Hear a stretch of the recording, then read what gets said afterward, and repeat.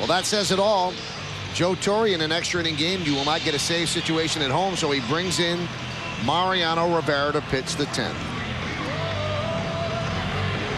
Little advantage for the Yankees right here. Mariano could pitch 2 innings. Folk has already pitched 2, and he has not gone more than 2 in 2 years. Mike Timlin warming up in the Red Sox bullpen right now, and especially after that kind of an inning that Folk had. Manager looks at his closer and says, I can't just look at tonight. I got to look at the weekend also. And he got what he wanted out of him for 2 innings. There you see Mariano's numbers. Little more than a base runner per inning, 42 base runners. What a job by Folk. I mean, you look at the expression on his face, and you were saying, are short relievers intimidated by this hostile crowd? They're short relievers for a reason, because they don't let that affect them. Some changes defensively for the Yankees. Ruben Sierra stays in left field, or stays in the game and plays left. Remember, Bubba Crosby had pinch run for Matsui, and now Bubba Crosby stays in center field, replacing Kenny Lofton. And there's a new second baseman, because Sierra had pinch hit for Enrique Wilson. It's Miguel Cairo. So we're all set. Pokey Reese digs in. And Rivera deals. Pitch is high. Last night, Rivera came on, pick up the save. He struck out the side in the 9th inning.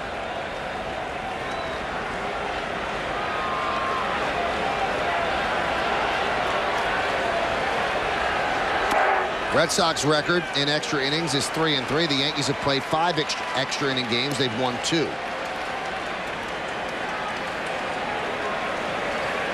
Last night's game, Mariano threw those first 3 batters. He only threw 2 balls. And that sequence of pitches to those 3 hitters.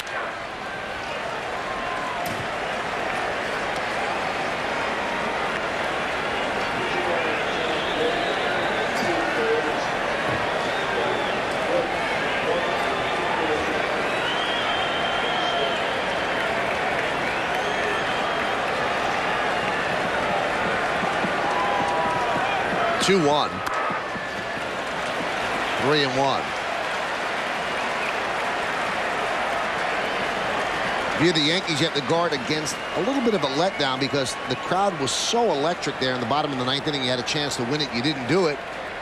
Now you got to regroup. There's a strike.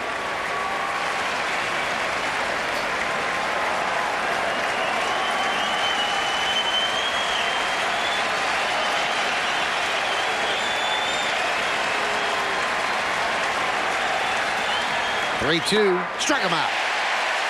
1 away. You know, what a feeling it must be when you're a teammate of Mariano Rivera and he comes into the game. How confident that you can be and should be. Fell behind Pokey Reese. 2 balls and no strikes. Came back to strike him out. That's a little cutter there. Could have been out of the strike zone. I mean, that was borderline, but with 2 strikes on you, you'll have to get the hitter to chase it. It was Johnny Damon. Weak hack, 0-1. Struck out the side for the first time in more than 2 years last night. Strikes out the first hitter in the inning today. And he's fresh. He hadn't pitched that much lately. When he pitched yesterday, he had 6 days rest.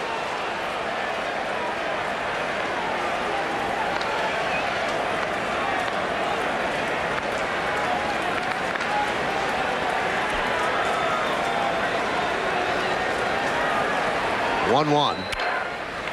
Slow roller to second. Cairo gets tested right away. 2 down. Yeah, I think so, Kenny. That's a broken bat, isn't it? Yeah. One of these days, I'm going to get up enough courage, and I'm going to get a double flap helmet, and I want to just stand in there and let Mo throw that cutter. You know, you hear hitters say that they've heard about it, but until you get in the batter's box and see that thing coming and zzz, then on your hands. Well, you let me know when you do it. I want to be there to see it. Yeah. Nomar hasn't moved much. Along with Jim Cotton, Bobby Mercer, on Michael Kay. You're watching a good one on Yes. A 3-3 game here in the top of the 10th inning. Clock in left center field tells you what time it is and what inning it is as well. 10.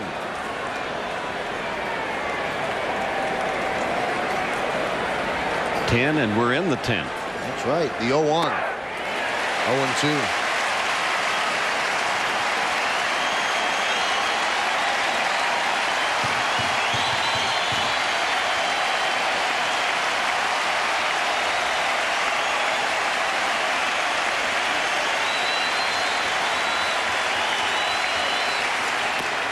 Strike 3.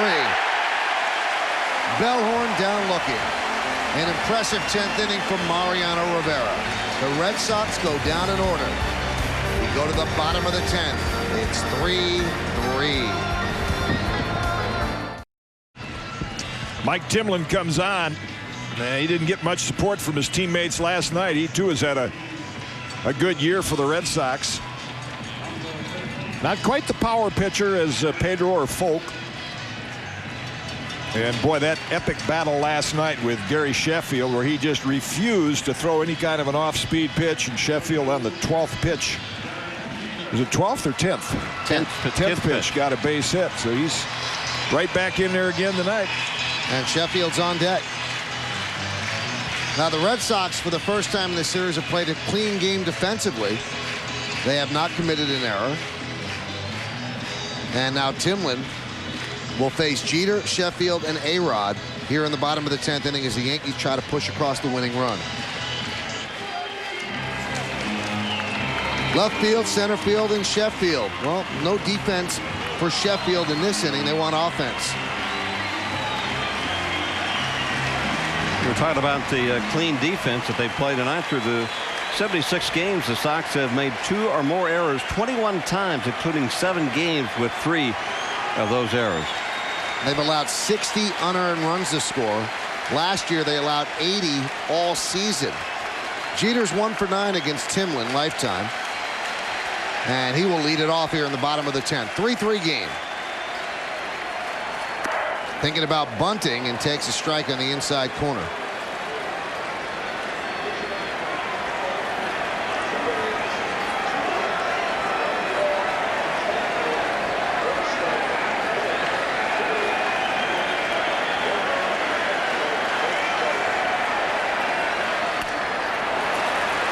Count 0-2.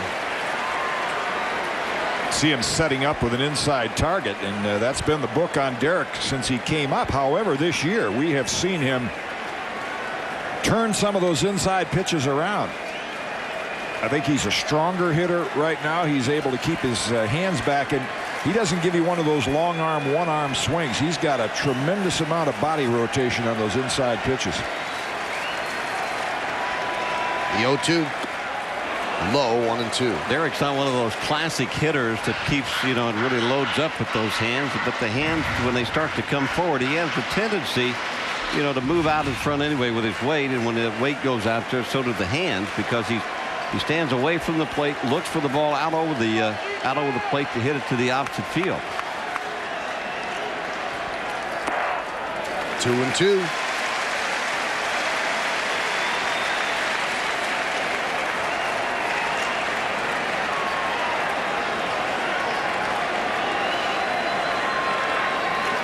Sheffield awaits on deck.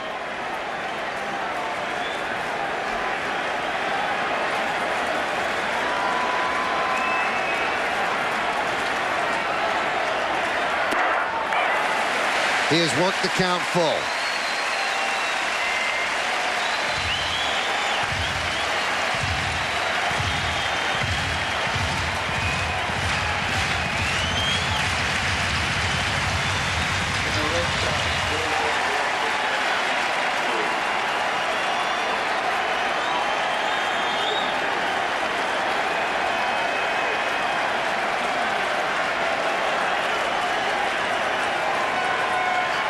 Three-2 off the foot of Jeter.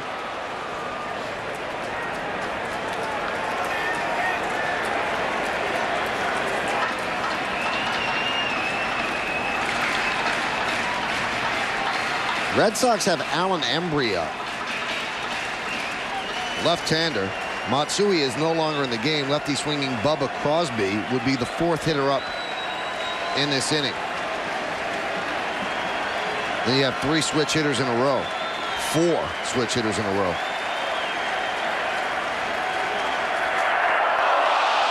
Jeter's on first.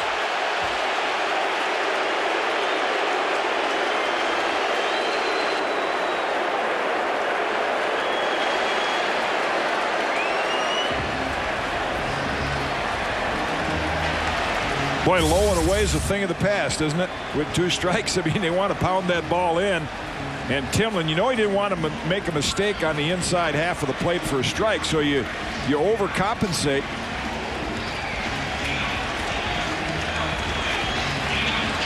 You know, the pitch before that, you know, they tried to get inside on a 3-2 pitch. Strangely, since the warning when Pedro Martinez hit Sheffield, each team has hit a batter, but the umpires are smart enough to know that's just in the course of the game. Not intentional. So here is Sheffield, who had that classic at bat against Timlin last night, where he doubled in the eventual winning run. Well, and it helps Gary Sheffield here again to have a base runner, because last night with a man on third, I think Timlin and with Mirabelli behind the plate, I mean, Doug's a good catcher, but they were hesitant to throw anything down in the dirt and allow the winning run to score that way, or the lead run. Same way here to keep Jeter from advancing.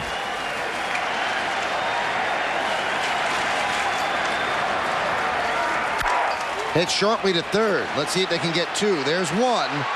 And there's 2, and around the horn, 5-4-3 double play.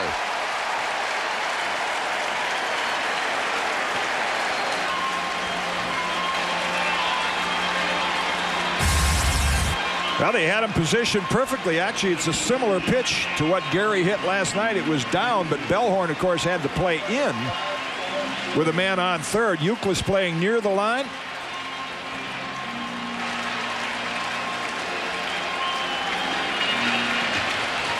And an easy double play.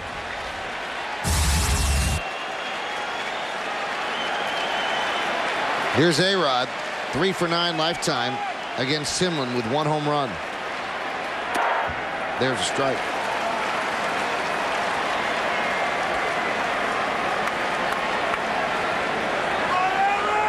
This year, A-Rod against a team he was almost a part of, the Red Sox, is 8 for 39 with 1 home run, hitting .205.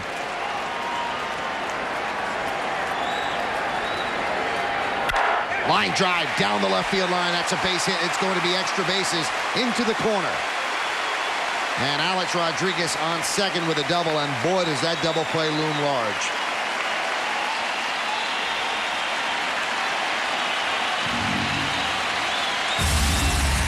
Well, they tried to do it again, Kitty. They tried to get in on a right-handed hitter. Alex with those quick hands this time makes Timlin pay for it. Sheffield just swung on top of the ball like he always does. He likes to chop down on the ball, and he hit it into the ground. Alex got this an airborne.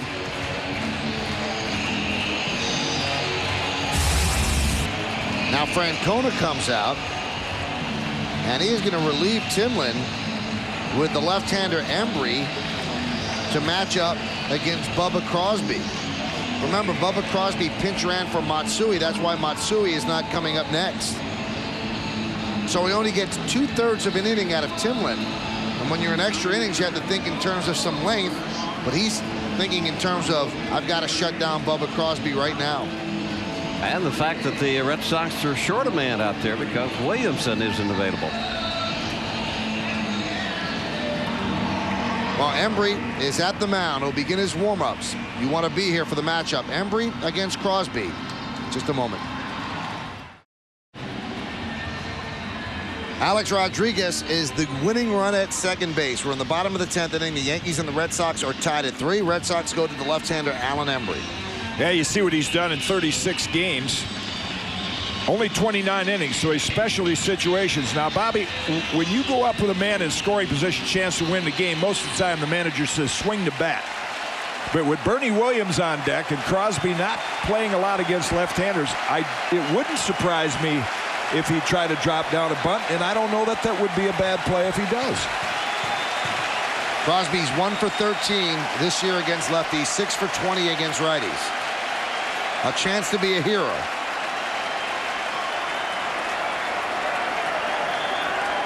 And the pitch. Outside. With runners in scoring position this year, Crosby is 4 for 9 with 2 home runs. All I know is that Don Mattingly has nothing but praise for Crosby and the kind of hitter that he thinks he's going to turn out to be.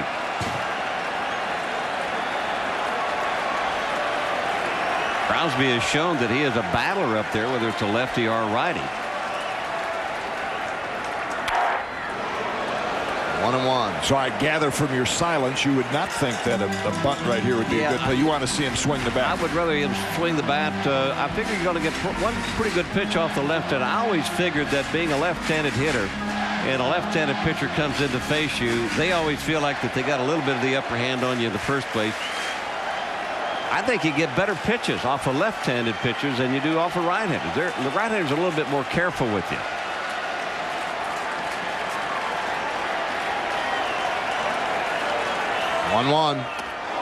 Buzzed him. This next pitch should be a pretty good pitch for Crosby to hit. Embry tried to get up and in on it, thinking maybe he would swing at that.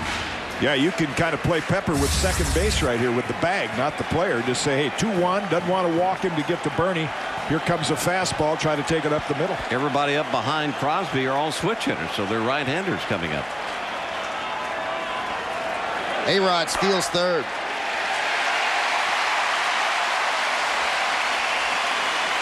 That's his 18th stolen base. Only a good play if you can make it without a throw, and he could tell easily they were paying no attention to him. He made that no chance for Varitek to even attempt to throw. Yeah. A-Rod's got pretty good speed. I don't like that for this simple reason. I think it distracts the hitter when the runner takes off like that. 3-1. He walked him. So they bring in Embry to get out the young left-handed hitter, and he walks him, and that brings up Bernie Williams with a chance to win it. Well, I don't care if you're Grady Little or Terry Francona. It's tough to do things right as a Boston manager. You take Pedro out last year. Last night they left they took him out. Everybody's saying he should have left him in.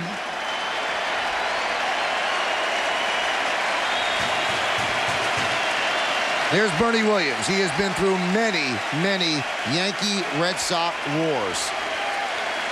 Against Embry, 2 for 15. Both of those hits left the ballpark. 2 home runs.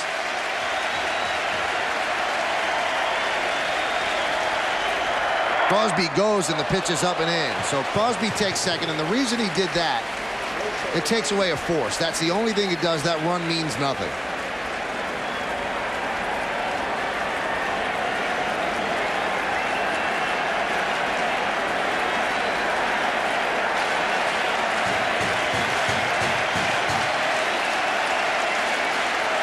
Johnny Damon said today, you know, the curse of the babe always follows this Red Sox-Yankee rivalry. But he said today, he said, I don't know.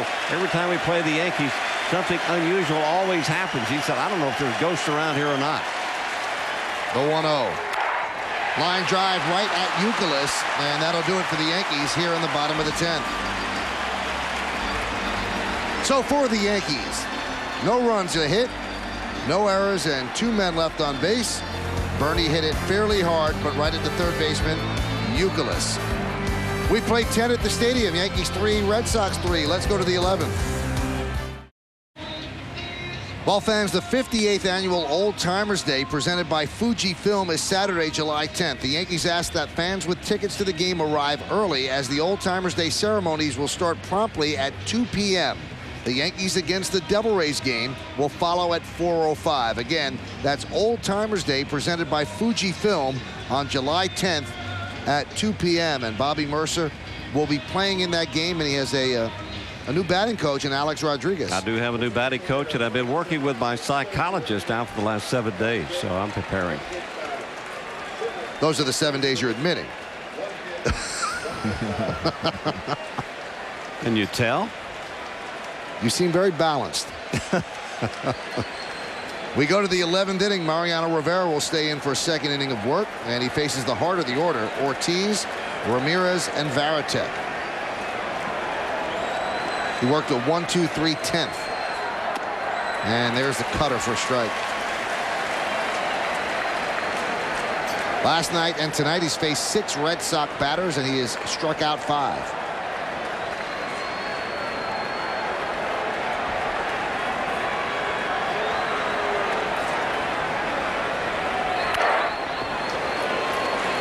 Well, you can tell when Mo's got that cutter working, you can just see what it does to a hitter's mind. In that case, David Ortiz saying, I got to get out in front. I got to be ready for it. And then when it's in there, if you don't want to break your bat, the only thing you do is pull it foul.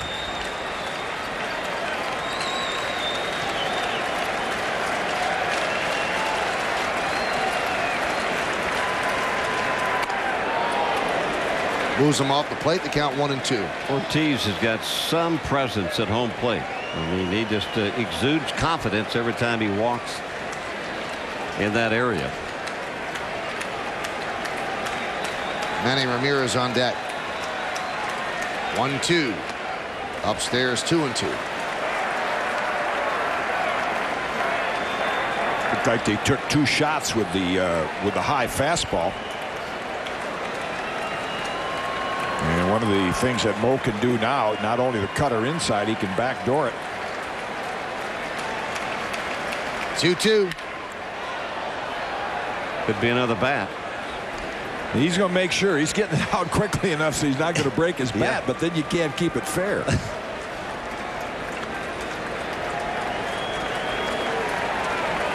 Ortiz 4 for 9 lifetime against Rivera. Well, these hitters, they've tried just about everything off of Rivera. You know, move up in front of the box to try to maybe get the cutter before it cuts too much. Move back in the box, you know, to try to lay off of it in case it's a ball. None of it has worked. They haven't figured it out yet. The formula's still out there. He might be in Cooperstown before they figure it out. Really?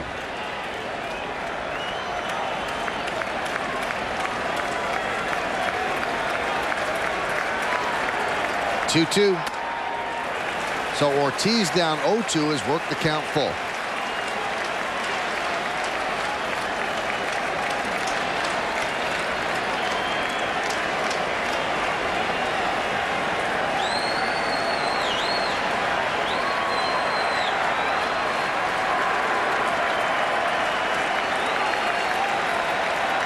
And the pitch. Reaches out and taps it through the left side of the infield for a base hit. Nice piece of hitting by David Ortiz, who is now 5 for 10 lifetime against Rivera. Well, we were talking about the confidence that Ortiz and the presence that he has at home plate. That's a pretty good pitch. That's right on the outside part of the plate. He just kind of slaps it into the opposite field. After all those cutters inside, he'd been pulling over towards the Yankee dugout. That's pretty good control with your bat and your hands.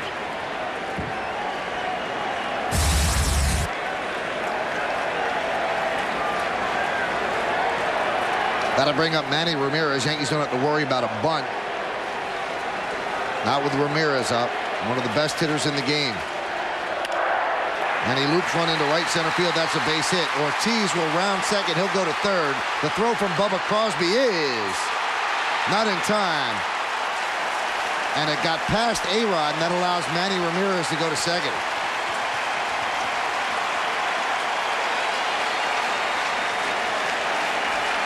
So the Red Sox are now set up, second and third, and nobody out.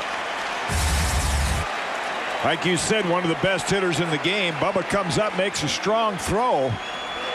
But Alex a little shielded by the head-first slide. Mo right there to knock it down. It does allow Manny to advance to second base. And now Terry Francona will go to his bench and get a little more speed.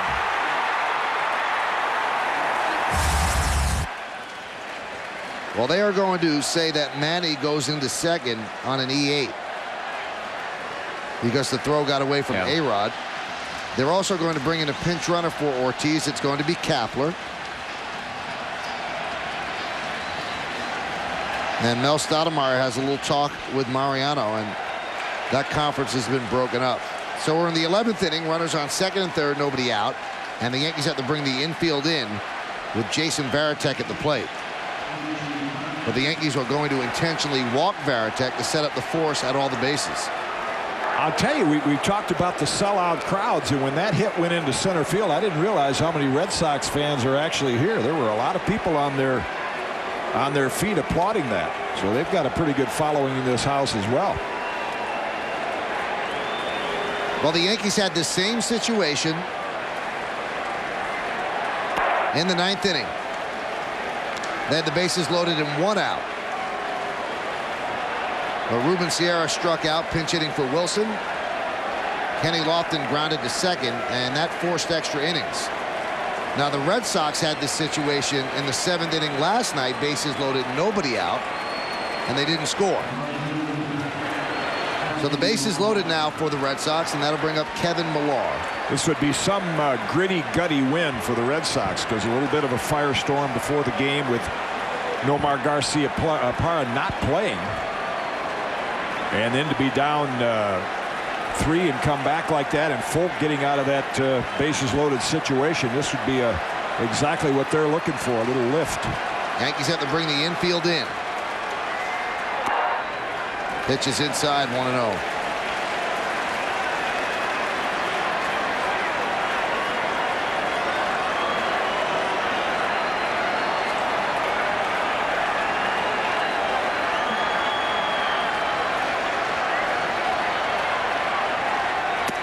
There's a strike on the inside corner. It's 1-1. Right-handers have always had a little bit more success of putting the good part of the bat on that cutter from Mariano, because the ball moving away from them and the big part of the bat extending out in front of the strike zone. Grounded to third. Nice play by A-Rod. He comes home. They got him. And they might have a triple play. They get a triple play to get out of the jam. Oh, what a play. And now they're saying that A-Rod did not step on third. Oh, he tagged third. He did tag third. That made Manny out on the force, and then the throw at home. So it's a double play. And and Alex says, yes, you're right. Yeah. See, he touched the bag, so Manny's out. Then he threw and got now they went back. You can't get the same guy out twice unless they change the rules.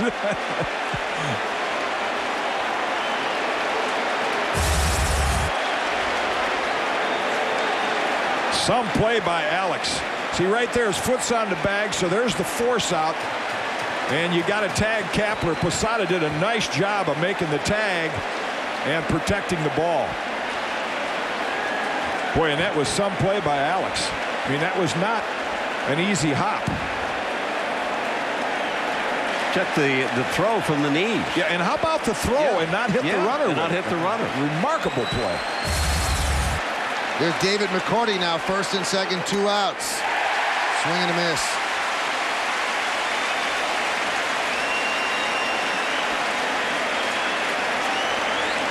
They fooled everybody. They fooled the Yankees. They fooled me.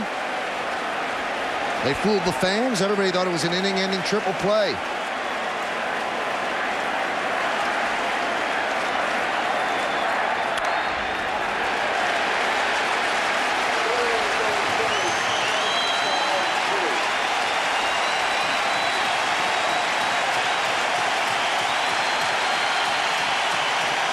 It's getting loud in here.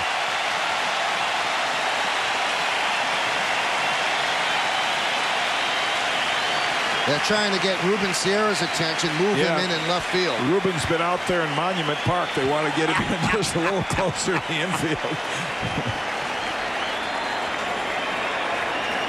He's going back anyway. Bob, there's a little patch out in left field that's a little bit worn, you know, where everybody stands.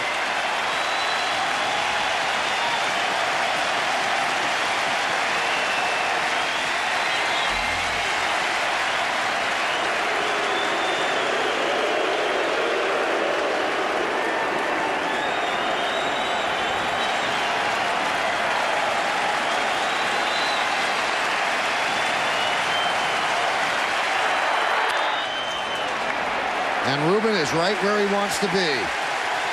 Perfectly placed, and Mariano works out of a bases loaded, nobody out jam thanks to a brilliant play by Alex Rodriguez. Unbelievable. Millar hits a ground ball at third. A diving stop. A-Rod touches the bag with the left foot. A perfect throw home. We go to the bottom of the 11th. What a game. You know, you really can't say enough about the play that Alex Rodriguez made. A first-year third baseman, two-time Gold Glove winner at shortstop, and he might have saved the game with that play. I'll tell you what, I'd give him the Gold Glove on that play alone. Just the throw, Jim. Really, the more you recap that play and think of all the things that could have happened, you know, the backhand stab, and then from his knee, throws the ball, and give a lot of credit to Posada. You know, right there, that's a tough hop. He had to reach behind him, and from his knee, he threw it outside the line so Posada could get a good look at it. And then there's what they thought they could sell as a triple play, but it was some kind of double play. I bought it. We go to the bottom of the 11th inning. I'll tell you, if the Red Sox overcome this, tip your cap to them. They have had everything possible go against them. Most of the crowd of 55,000 plus still here at the ballpark as Posada digs in against Alan Embry. Driven down the right field line. Millar in the corner on the track. He makes the play, one away.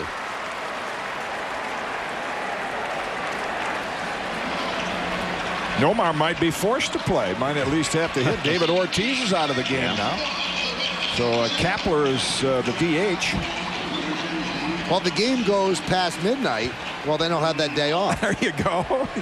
Said he needed an extra day. Here's Tony Clark.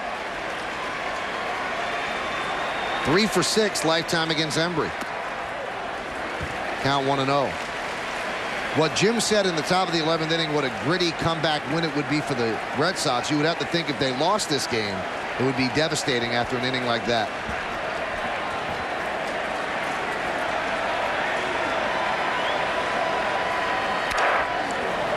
The only thing is from being on teams where you have some of those things happen is you just say, well, you've hit rock bottom. Nothing's going to get any worse. And fortunately for the Red Sox, if they were to lose, they don't have to go home until Monday. They go to Atlanta for the weekend. So things are a little stirred up right now back in Boston because of the way they've played lately.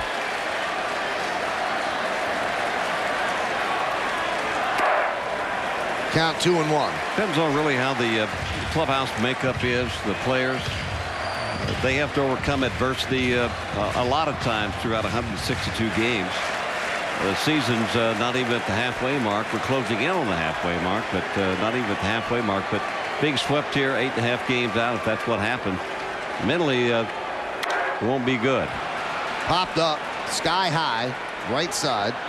McCarty 2 away.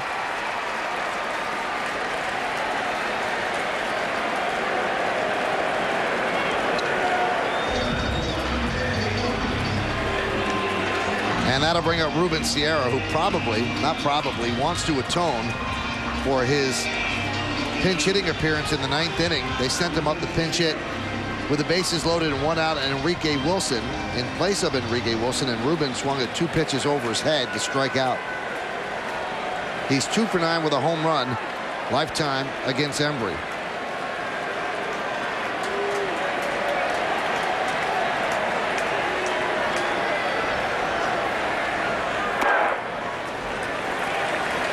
See Ruben pull that front foot away. He's just hoping he can get something on the inside half of the plate early in the count.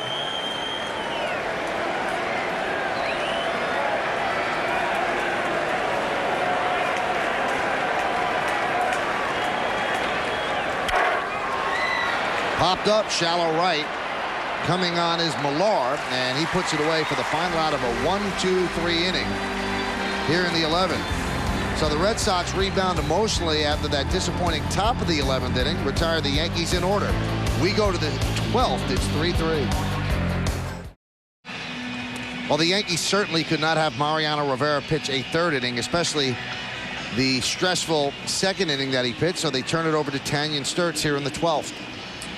8 games as a Yankee, and the numbers not overly impressive. More than a hit per inning, not exceptional control. Does have 19 strikeouts. Tanyan has good stuff, and as Mel Stottlemyre has been trying to encourage him and prod him to do is trust your stuff and throw it in the strike zone. Tanyan has a tendency to want to throw the ball like he wants to miss the bat, and he ends up with deep counts and walking people. Nomar Garciaparra watching this one from the bench, not in the starting lineup after playing the first 2 games of the series, recovering from a bad Achilles. So he hovers on the bench. You don't know if he can be used. Jason Giambi feeling weak, battling a virus and a parasite. In all likelihood, he cannot be used. He's feeling very weak. Can't really generate any bat speed, but he's still here in the 12th inning watching. So Tanyan Sturtz against Kevin Youkilis starting off the 12th. 3-3 game. There's a strike from Sturtz. I haven't seen Giambi take batting practice the last couple of days. He may be down in the batting cage, you know, just working in that area, but he hasn't taken any batting practice on the field. Check the swing. No, he did not, said Tim McClellan. Said he went around the count 0-2.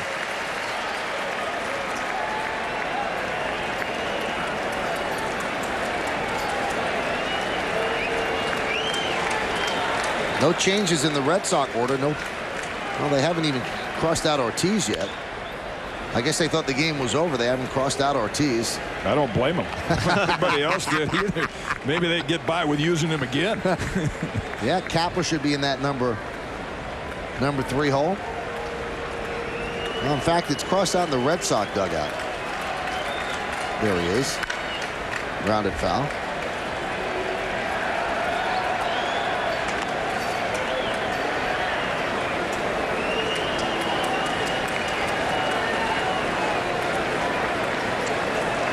Youkilis tonight is 1 for 3. Robbed of another hit by a leaping Derek Jeter. That was in the 9th inning. A little bit high.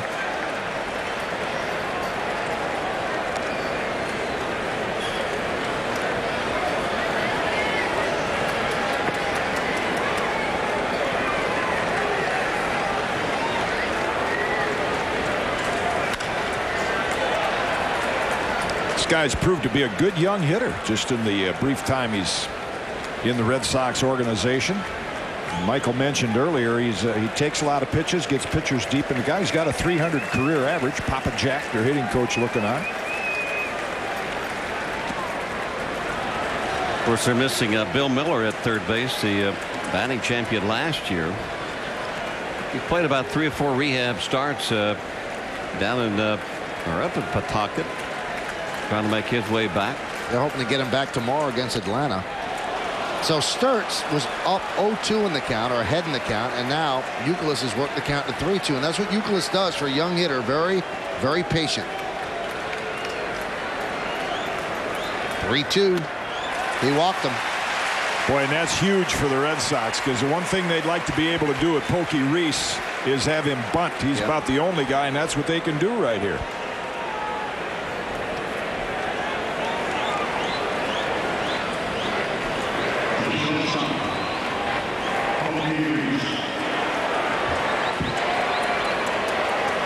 Crespo is going to pinch run now for Kevin Youkilis, so they get some speed.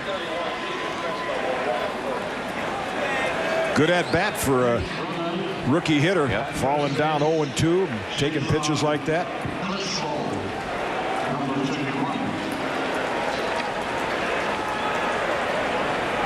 Pokey Reese should be bunting.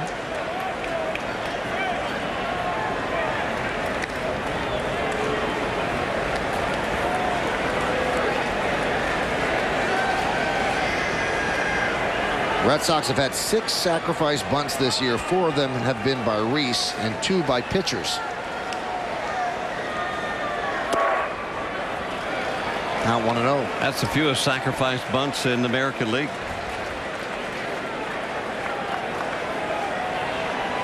The theory is you just don't like to give up an out.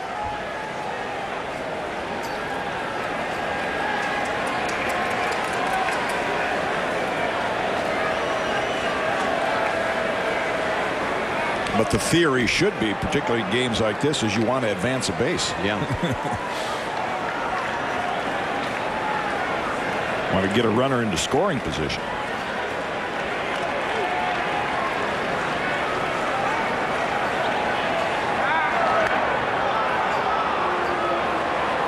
Cesar Crespo is increasing his lead, that time a little bit closer than the previous.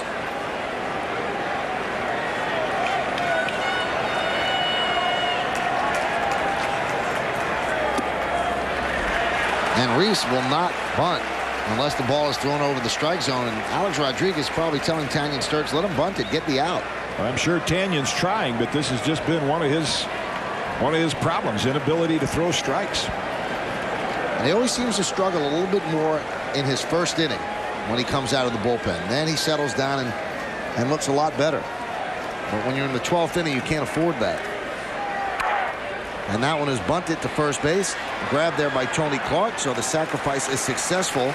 You score at 3-4 as Crespo moves into scoring position.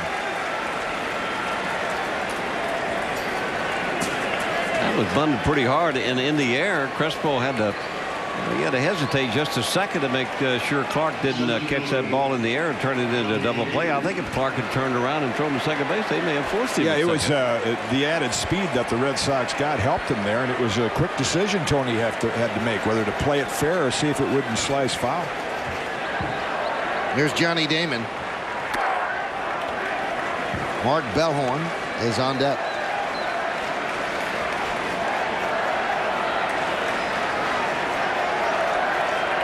Damon was hit by the pitch in the 7th inning. Ortiz, just a spectator, has moved it for a pinch runner. Count 1-1. Veteran Curtis Leskanik, they just picked him up a couple of weeks ago. Looks like he'll get the assignment in the 12th. Tanyan Sturtz, the 6th Yankee pitcher, 5th out of the bullpen used tonight.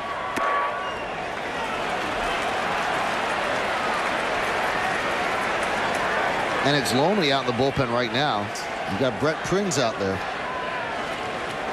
Damon has had good success against Sturtz. Might be why they're staying away with first base open.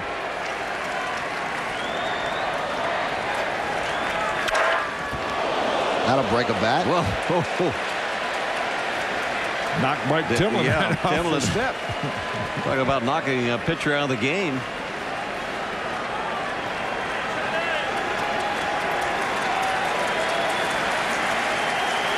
Not too long ago, those screens weren't there.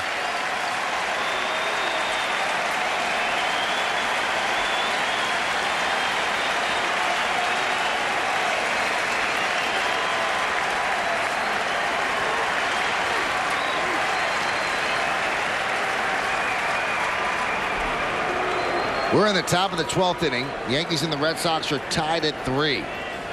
Red Sox trying to salvage the final game of the 3-game set.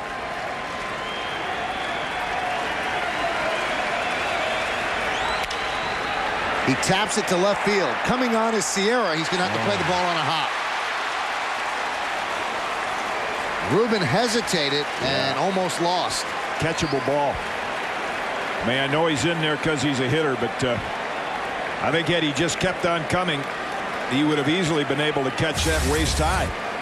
Yeah, once you commit yourself to coming in, you need to just keep on coming in because you get caught in between a lot of times. He just figured he couldn't make it. So he stopped and kept it in front of him.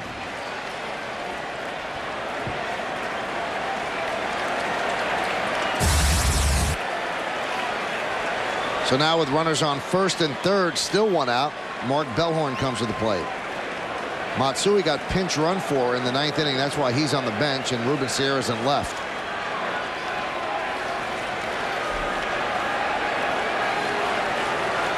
If you just joined us, there's just too much to recap. You've missed a great game to this point. Susan and Fred will do it. And Joe Girardi. Yeah. All three on the post-game show.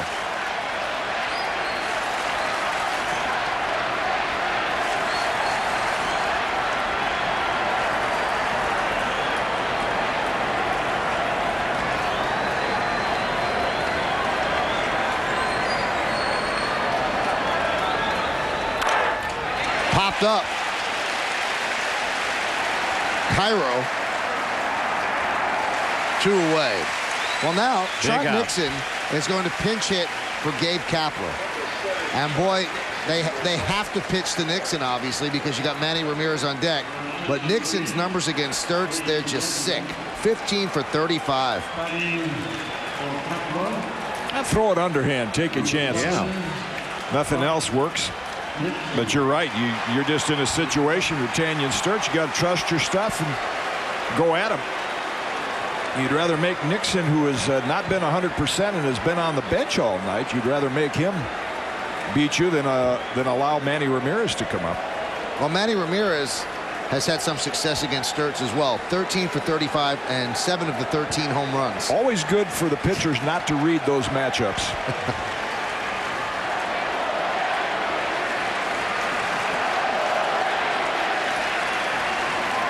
And the pitch to Nixon is a strike. Nixon didn't start tonight because he's got soreness in his quad. Right quad. Started the season on the DL with a bad back.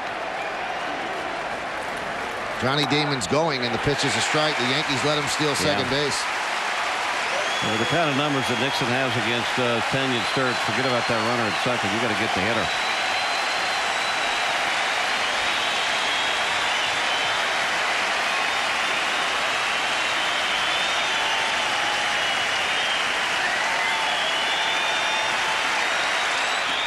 Nice block by Posada. That saves a run.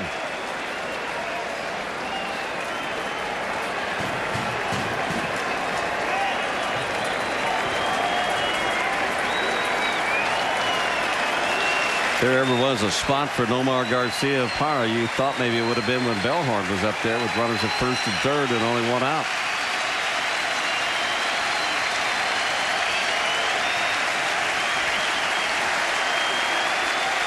One-two. He loops that to left field. Going to be a tough play. Jeter on the run, makes the play. Wow. And flies into the stands. Oh, what a play by Derek Jeter.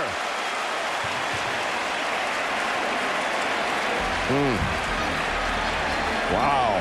Wow, Jeter really banged himself up. Wow. I think he caught you could see the redness in his face. He caught the bar of that box. What a play. Oh, my goodness. His Talk whole about face giving up is your straight. body for an Wow. out. You're never going to see a play like that. Any better play. My, oh, my. See the blood on his jersey, I believe. What a play by Derek Jeter. My, oh, my.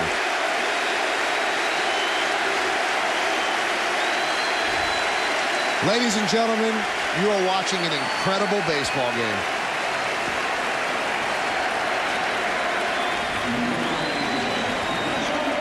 That was an unbelievable give-up-your-body play. Mom and Dad are obviously concerned.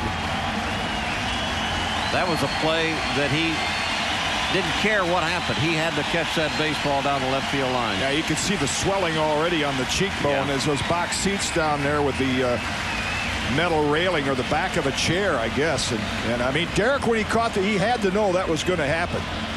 I mean, it's just full tilt. There's no way you could stop. He had to hit one of the chairs. Yeah, on his way had to be down. one of the chairs handles or something like that. No way he could stop you. Wow. That's just all out. Pure hustle, pure guts. And I got to make the play. Nothing else matters. Oh, my goodness. Let's take a look at it in real speed.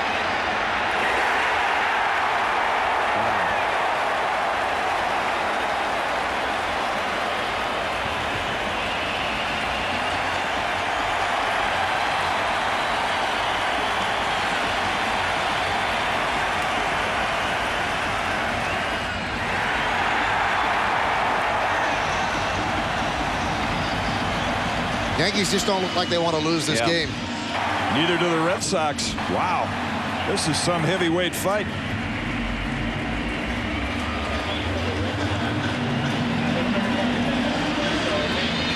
Look at that. Jorge Posada ran from behind home plate all the way down the left field line to see how his buddy was.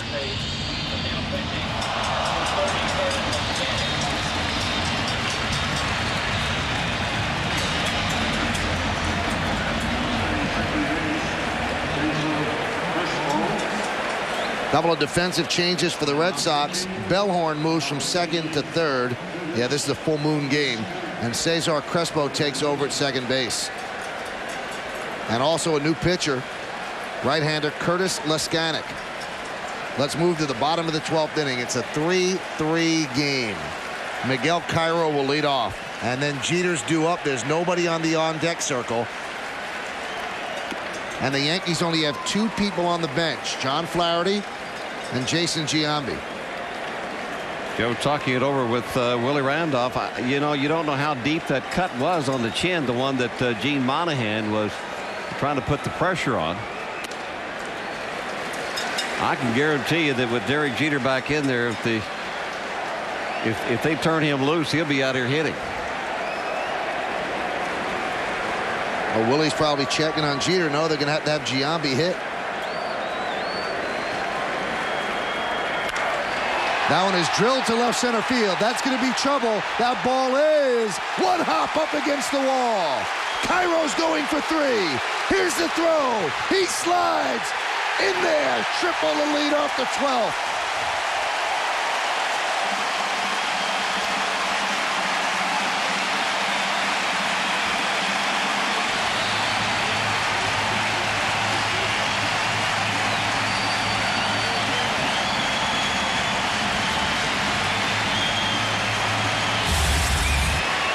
Do you believe this game? You say it's relentless. Johnny Damon slips. That's what allowed him to get to third.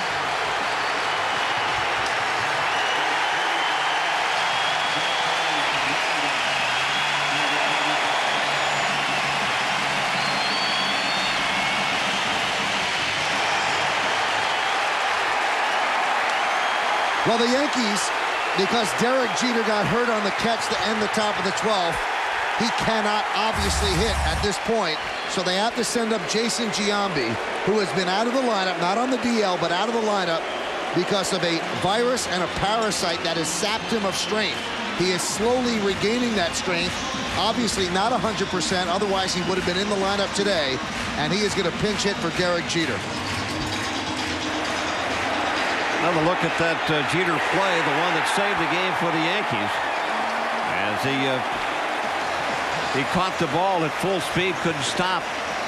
Hit the railing. I'm suspecting that he hit the probably the corner of one of the chairs that down there. You can see he's bleeding from the chin and also just underneath the right eye. In a moment, you'll see Gene Monahan put a compress up there around the chin where it was bleeding pretty good. So. Now, it looks like the Red Sox are going to do a little something unusual here. They're going to play a 5-man infield. First time I think that was done is when the Mets did it against Frank Robinson. So they might.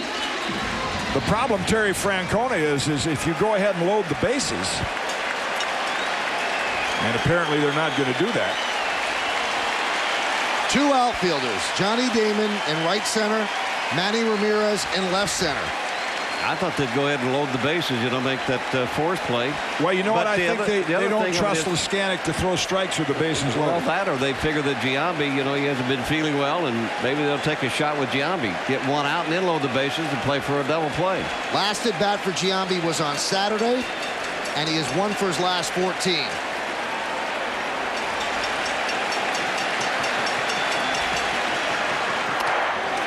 Leskanik overthrows 1-0.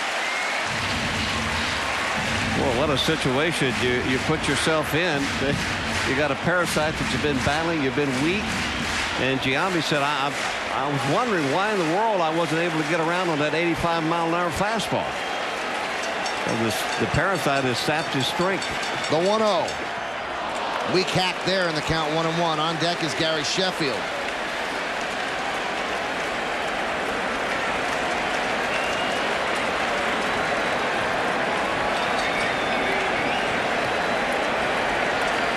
The 5th infielder is Kevin Millar, who's moved in from right field to play third.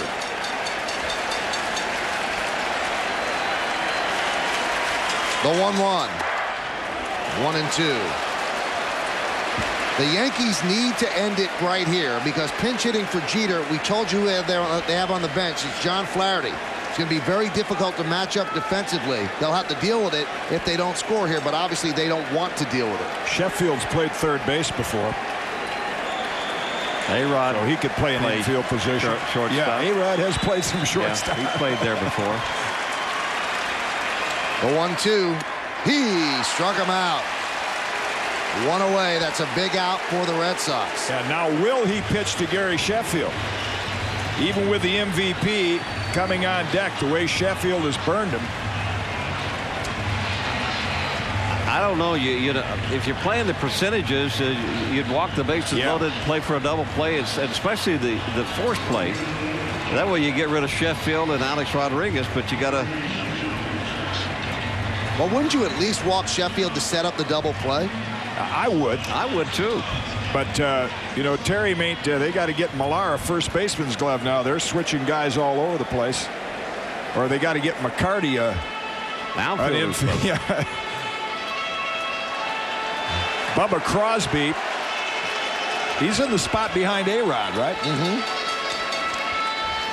Sheffield is 2 for 14 lifetime against Leskanic. I wouldn't care if he's 0 for 16. Yeah, it doesn't appear that they're going to do that. They got the infield coming in, so they're going to pitch to him. A-Rod is 2 for 5 in a home run against Leskanic.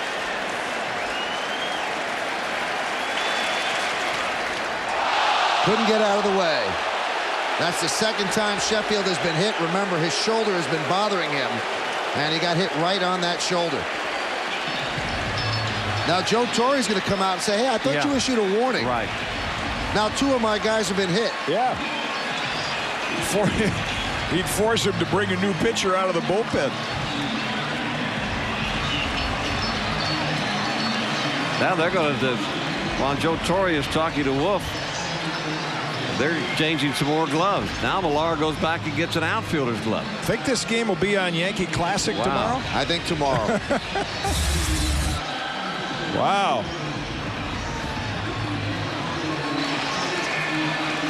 More glove switching.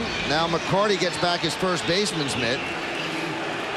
So they'll go back to the conventional 3-man outfield, 4-man infield with A-Rod at the plate. Well, now see whether they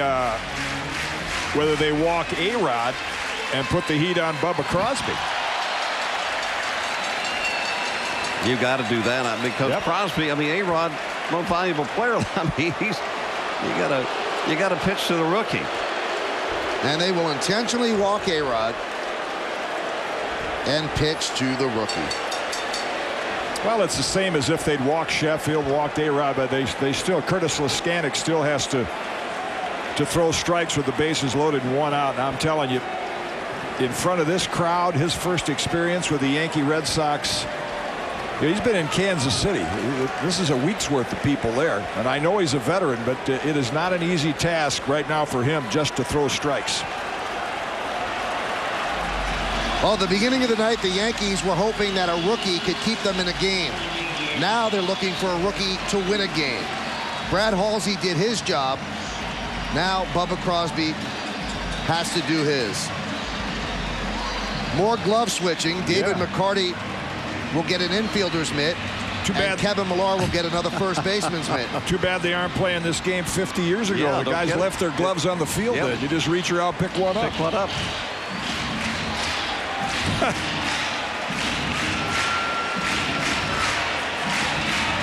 Boy, if you're not loving this, Red Sox Yankee fan, this is great. Well, you look, even as bad as the Red Sox have been going, you see Derek Lowe and Doug Mirabelli enjoying it. Now they're back to that 5-man infield with 2 outfielders. Bubba Crosby digs in. Miguel Cairo's at third. Pitch is high. The Yankee captain, Derek Jeter, who made such an unbelievable play to end the top of the 12th inning, is in the trainer's room watching this right now. The game is tied at 3. We're in the bottom of the 12th. Bases loaded. Red Sox with 5 infielders, 2 outfielders. The 1-0. Popped up behind the plate, foul, out of play. If you just joined us, this is the play we were talking about with Jeter. He gave up his body for the final out of the inning and could not hit here in the bottom of the 12th. He got pinch hit for by Jason Giambi.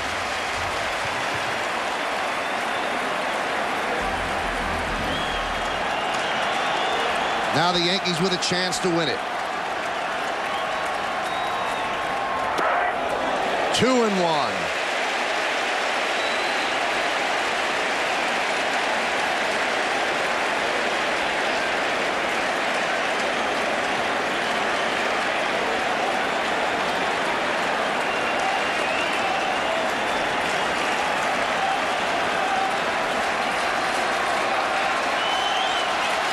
The pitch. Rocketed foul. It's 2-2. Bernie Williams awaits on deck.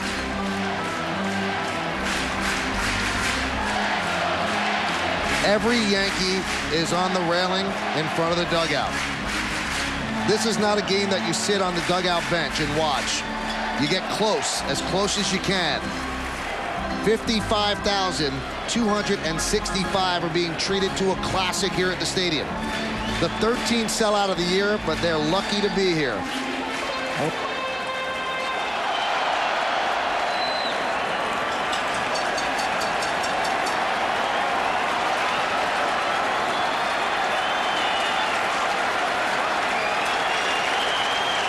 The 2-2. It comes down to a 3-2 pitch to Bubba Crosby.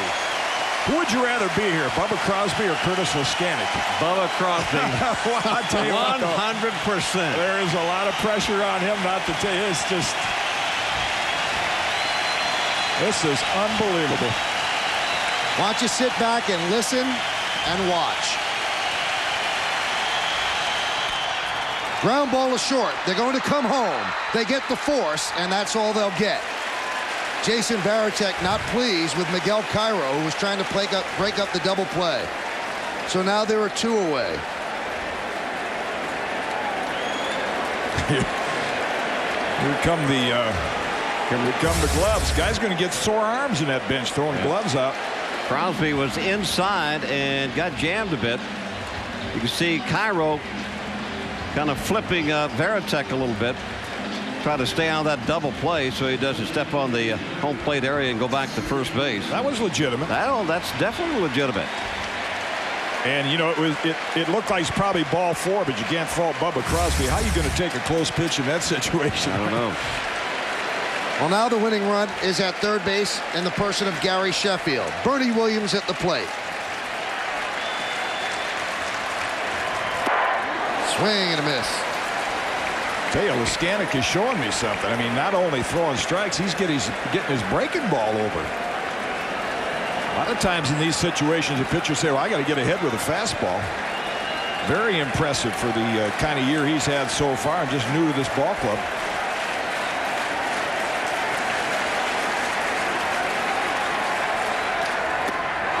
Oh, 2.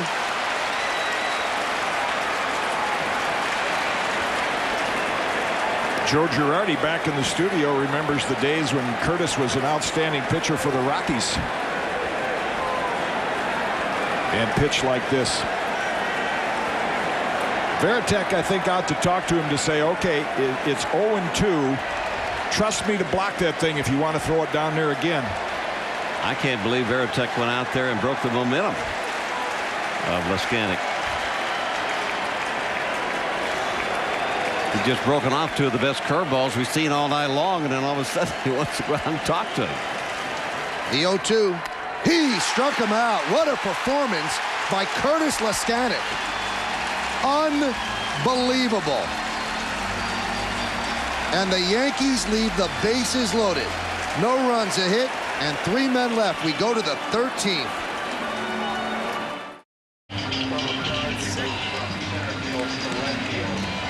A lot of changes for the Yankees. They have to. They had to get creative defensively, and there are some moves that are a little startling. Gary Sheffield is at third base for the first time since 1993. He started his career as a third baseman. Alex Rodriguez moves to the position where he won the last 2 Gold Gloves. He's at short. Bernie Williams is no longer the DH. He's in center field. That means a Yankee pitcher has to hit. Crosby moves to left. Sierra goes from left to right. Cairo is at second. And there you have it. Tanyan Sturtz is still on the mound. Bernie being the designated hitter. The Yankees will lose that now, and the full moon is still out. 1993, the last time he had a third baseman's mitt on. Pitch to Manny Ramirez from Sturtz is outside.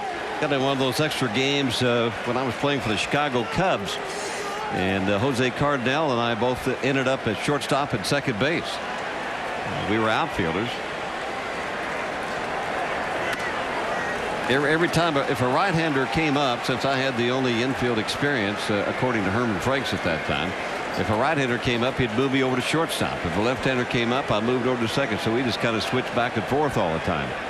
2-0 is a strike. I tell you, the Red Sox, in this atmosphere have overcome some obstacles. Their bullpen, Folk, Timlin, Embry, now Leskanic.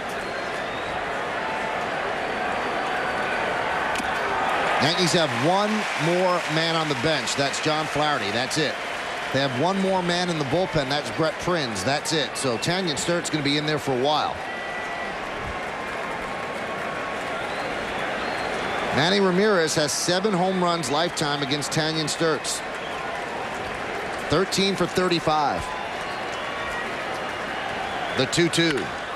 Driven deep to left field. Going back is Crosby. He now has 8 home runs against Tanyan Sturtz, and the Red Sox lead 4-3.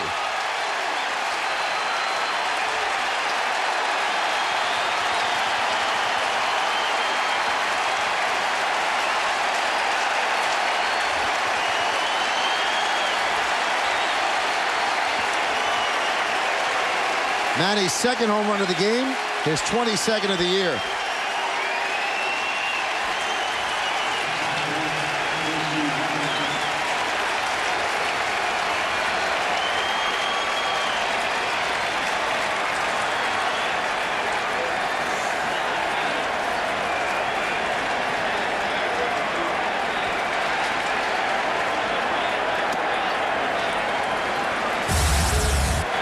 Another look at the pitch. He left it on the inside half, and Manny recognized that.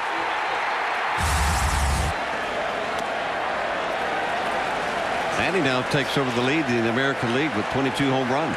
I'll tell you, as bad as things have gone for the Red Sox, I mean, it's going to be disappointing for either team to lose this game because of the way both teams have battled. But obviously, the Yankees have a pretty nice cushion. But for the Red Sox to bounce back from the way they've played, and if they do pull this one out, I mean, I know wins only count one, but I think if you were to talk to those players, this is one of those wins that could lift you up for quite a while. And there's a guy's big part of it. Leskanic, he was like Felix Heredia for the Yankees last night. Another look at the home run. Looked like a breaking pitch, maybe a splitter that hung inside with 2 strikes. Manny can crush a breaking ball, and he did. Coming right at you. There's Kevin Millar. And there's a strike. Some word on Derek Jeter. He suffered a lacerated chin, a bruised cheek, a bruised shoulder, and he has been taken for x-rays of that cheek. Ground ball to third, backhanded by Sheffield. He throws across the diamond, and it pulls Clark off the bag. That'll be an E5.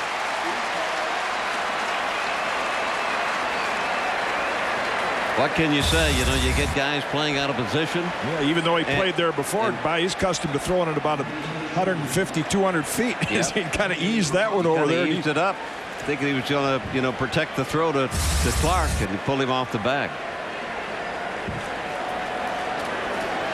The last time Gary played at third base, September 30th of 1993, he made 3 errors. And there's a strike.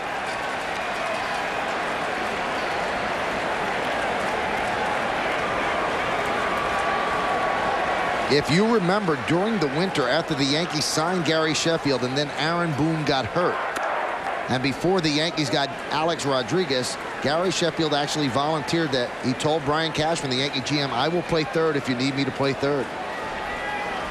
And the Yankees said, no, you're our right fielder. And then they went out and they got Alex Rodriguez. Yankees have 30 come from behind wins. They'll be looking for 31 in the bottom of the 13th.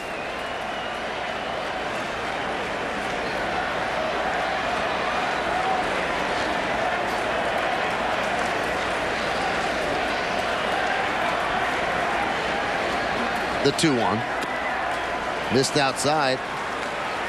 3-1.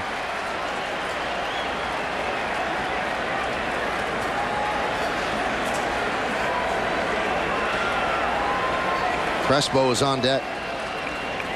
4-3 Red Sox lead in the top of the 13th. The 3-1. He walked them. So McCarty walks. Millar moves to second. And Mel Stoudemire is going to go out and talk with Sturtz and probably say, hey, listen, we can still win this game. Let's keep it at 4-3. You know, at the start of the game, I mentioned that Nomar Garciaparra was not in the Red Sox lineup. And, of course, before the game, Terry Francona had said we're just giving him a day off. He did give Nomar the option of playing. Nomar felt he wanted an extra day. And I have not seen him real visible in that clubhouse. There is or in that dugout, rather. And these are the kind of games when your star player hasn't been on the field and you have to go to battle without him. These are the, you know, they lift you up because you say, okay, you don't want to play, we'll win without you. Everybody else in the top step.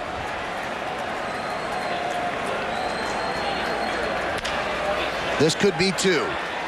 There's one, and there's two, as A-Rod turns the double play with Miguel Cairo. 4-6-3. And the Red Sox take the lead on Manny Ramirez's home run. It's been quite a game. There have been great plays, defensive gems, big hits. We go to the bottom of the 13th, 4-3 Red Sox.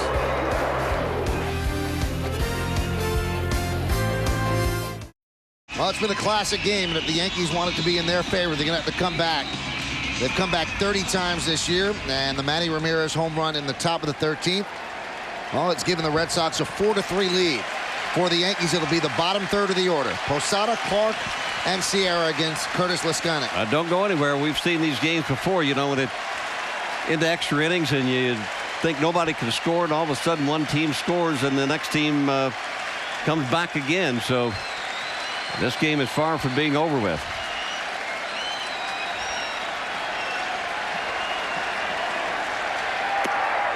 You know, a lot of these games you see couples come out. One's a Red Sox fan, one's a Yankee fan, and there's a little anger, there's a little hatred between the two organizations. With a game like this, even if it ends this way, I think you hug the other fan like the Red Sox been. I mean, this has just been worth the price of admission if you had to pay double.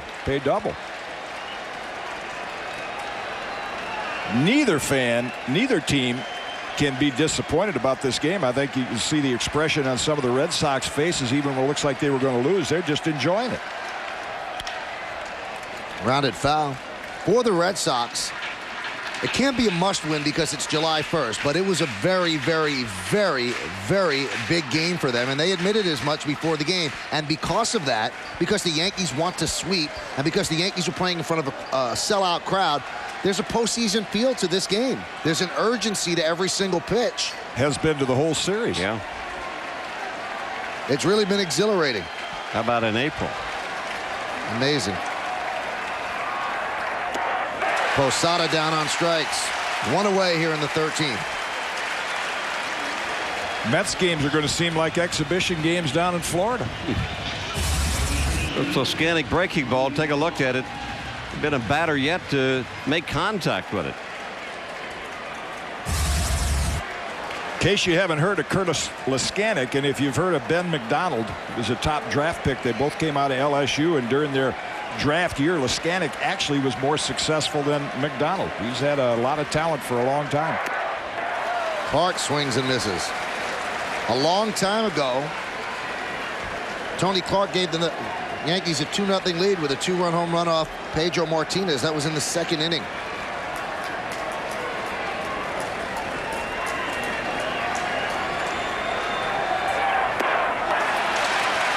Lescanic's really dealing. I can't tell if that's a curveball or, we'll ask Joe Girardi. He's caught him a lot, and it looks almost like a palm ball.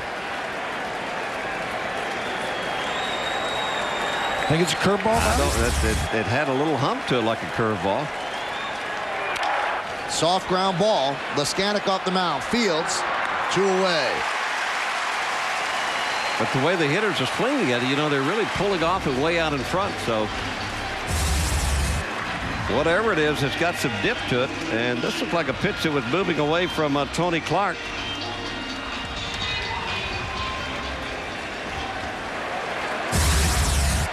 Well, that'll leave it up to Ruben Sierra. Sierra has faced Lescanic once in his career, and in that at bat he hit a home run. Joe Girardi says that is Lescanic's slider, and you don't often see. Yeah, they can smile now. I don't blame them. They've played some kind of game. You don't see a slider break down that much.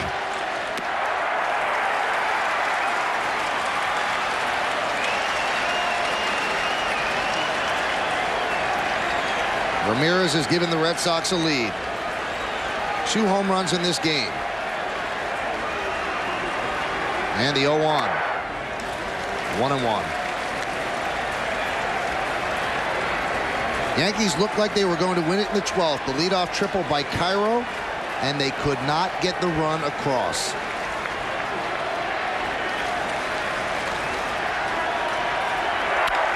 Ground ball, and it keeps the game alive. A base hit for Sierra.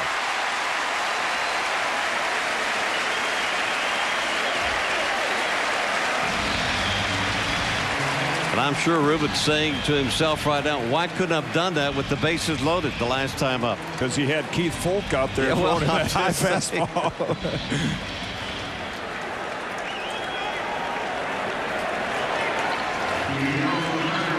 Cairo 2 for 4 lifetime against Lescanic. Now Giambi, who had pinch hit for Jeter in that 12th inning and struck out, obviously cannot hit because John Flaherty, the last Yankee, is on deck.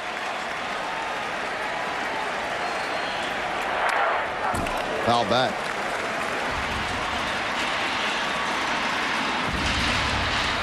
So he's hitting in Sturt's spot.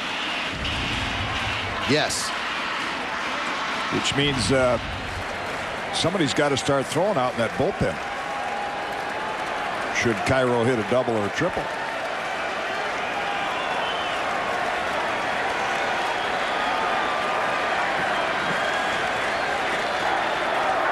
And the reason Sturtz is due up next, with all the moves the Yankees made in the 12th, Bernie Williams, who was the DH, had to go out and play center field.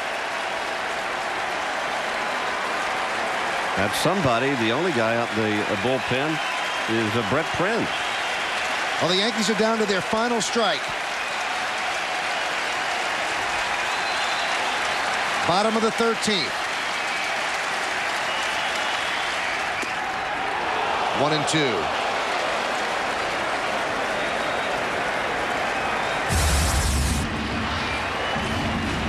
Tough pitch to take.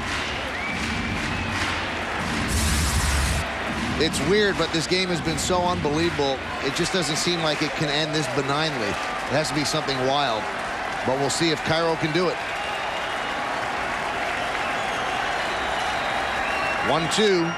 Stays alive. Well, the one advantage the Yankees have with him in the batter's box, he is one of the toughest hitters in all of baseball to strike out. Now Brett Prinz, just in case the Yankees would tie it, begins to heat up.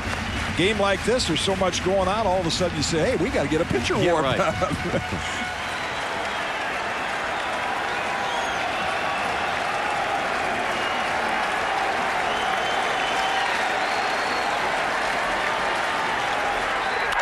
That one's driven into right center field. Giving chase is Millar. He can't get there. Sierra's going to round third. They're going to send him home. Here he comes. He scores. The Yankees have tied the game at 4. Oh, my goodness. What a game.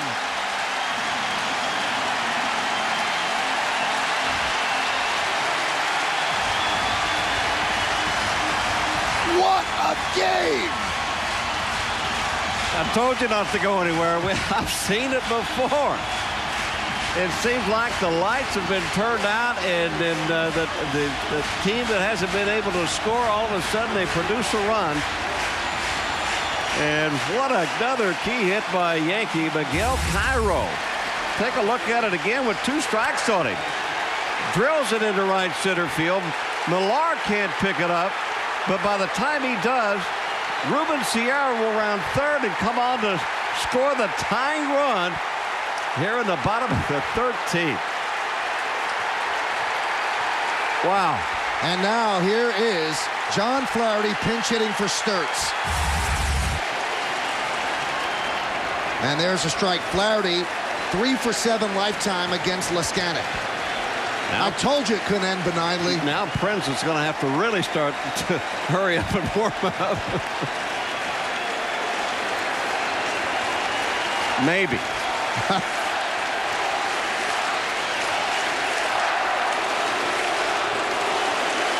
Miguel Cairo tried to win it by leading off the 12th with a triple. He will not go quietly into the night with a big RBI double. The 0-1. Blocked by Varitek.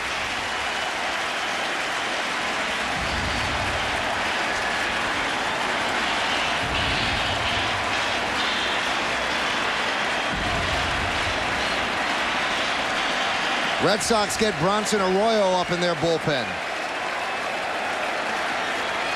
The 1-1. Breaking ball a little bit high. 2-1. I think if I'm right, now that Flaherty has been used, Garciaparra is the only player in this game that has not been used, right? Yes. He is the only one that has not been used in the game. And Mirabelli. Mirabelli as well. I'm sorry. I take that back. Doug Mirabelli. No, this keeps. They might be coming up to the booth there, Bobby. Get you and I, Jerry Remy next door, Willie in the dugout. Have an old-timers game by the time it gets to the 18th. If they keep going like this, I'm going to be a lot older than I was before the game started. Yankees have not gotten a hit with runners in scoring position tonight. 0 for 7. Gary Sheffield is on deck as the count goes to 3-1.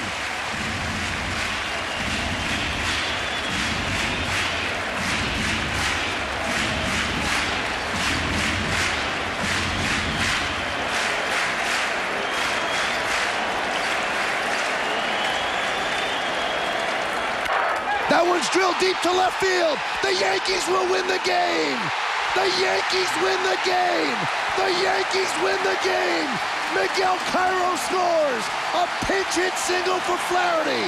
That's one of the greatest games you will ever see. The Yankees win 5-4 in 13 innings, and they sweep the Boston Red Sox. Oh, what a game.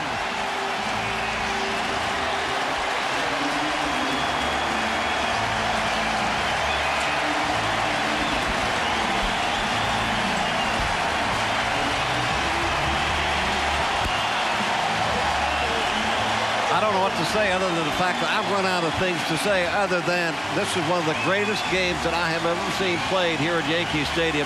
I thought last year in the American League Championship Series when Aaron Boone hit that home run to win it for the Yankees in Game 7 was one of the great games. I'll tell you what, this game right here has got to match up to that. Unbelievable.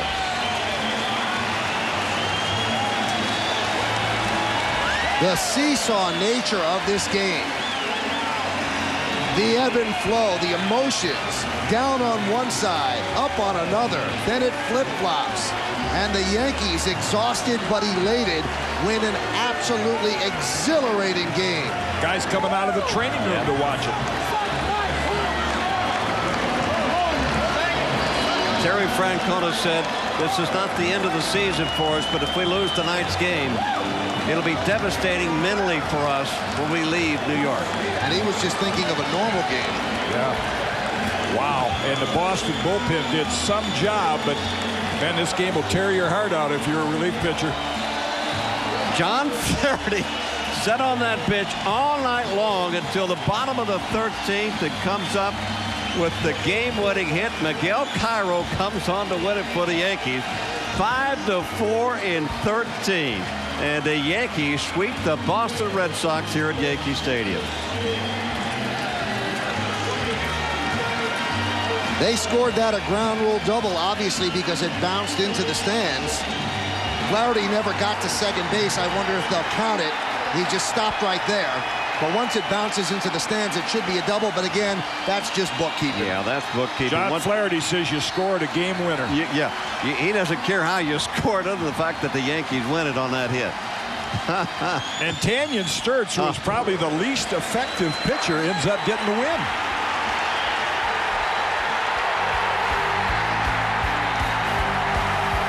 You know what? We're going to come back to wrap it up, and I have no heavenly idea how we're going to do that. But I think you're going to want to stay tuned to find out. 13 innings, Yankees win 5-4. Wow. Well, that says it all. A sweep. But we haven't said it all because we still have a post-game show to come, the Nissan post-game show. You want to hear from Joe Torre, right? I mean, he must be exhausted. Susan Waldman's still going to interview him. She's going to interview everybody. She'll talk about it. Interviews and highlights, and then Fred Hickman and Joe Girardi in the studio. You must stay tuned for the Nissan post-game show. And you also must really wonder, what's the play of the game in this game? Well, whatever it is, it's brought to you by Continental Airlines, the official airline of the New York Yankees. I know it was tough for you, Bobby. What is it? Well, here it is. John Flaherty in the bottom of the 13th with Miguel Cairo on at second base. Here he comes. And the Yankees will win it 5-4 in the bottom of the 13th. John Flaherty been sitting on the bench all night long. He comes up with the Continental play of the game. So the Yankees sweep the Red Sox. So what does that mean in the standings? Up-to-date standings. The Yankees lead the Red Sox by 9 big games in the loss column. 8.5 overall. Tampa Bay is 12 back. 16.5 back. Toronto and Baltimore is in last place. 17 games off the pace. Yankees win this one 5-4. It took 13 innings, 5-11-2 for the Yankees, 4-10-0 for the Red Sox. Sturtz gets the win. Leskanic took the loss. It took 4 hours and 20 minutes, and every single minute was absolutely unbelievable. Ramirez, 4 for 6, 2 home runs. He tried to be the hero. It didn't happen. Posada, 2 for 4, a home run, and 2 runs scored. We're not done. We're not done. Was this the curse of the Bambino? Well, I'll tell you what. If this is a curse, every single game should be cursed like this. What a night in the Bronx. We have to find out who the player of the game is. Who could it be? Who could it be? Stick around and find out.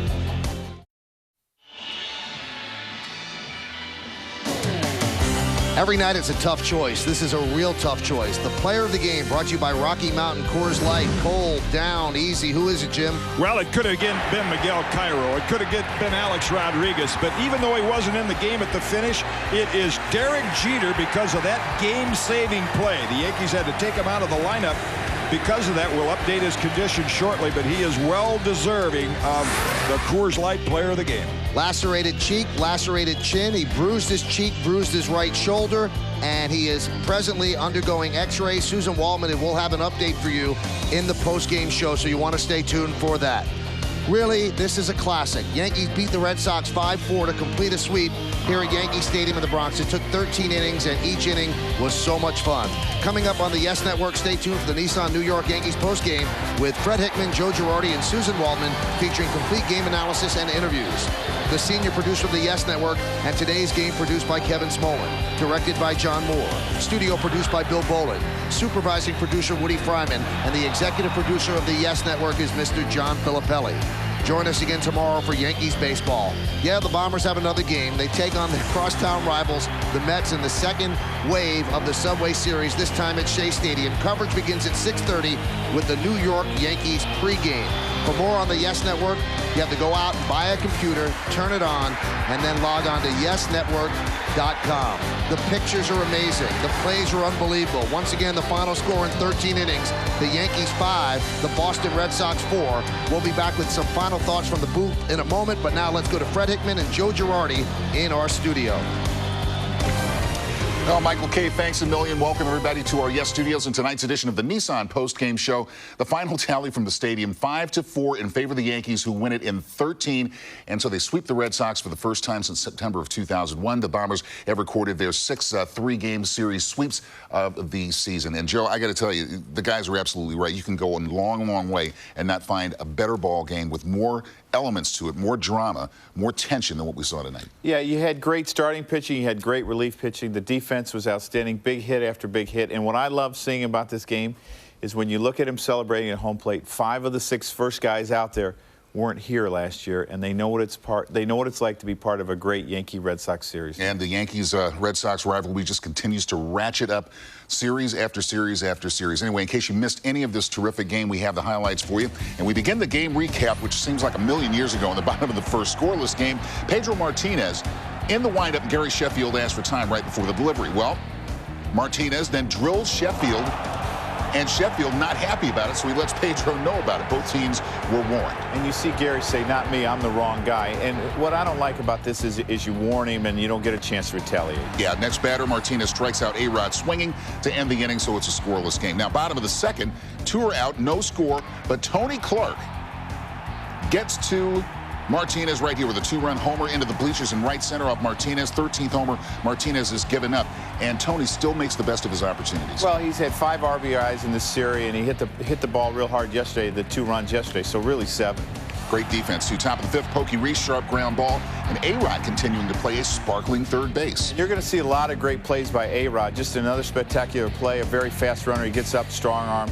He put on a highlight film tonight. Yeah, it stays 2-0 Yankees. Next batter, Brad Halsey, strikes out Johnny Damon, swinging to end the inning, so the young man pitching with a lot of confidence. Bottom of the 5th, 3-2 pitch. Jorge Posada crushes one into the upper deck and right off Martinez. Solo home run. That had to be awfully satisfying for You know, George. and the one thing I've never seen George do is have a little hop after he hits a home run, so I think he really enjoyed that one. Yeah, top of the 6th, 3-0 Yanks. David Ortiz bloops one to left. Hideki Matsui gives chase but can't get there as the ball bounces into the stands for the grounds rule double, 31st double of the season for Ortiz.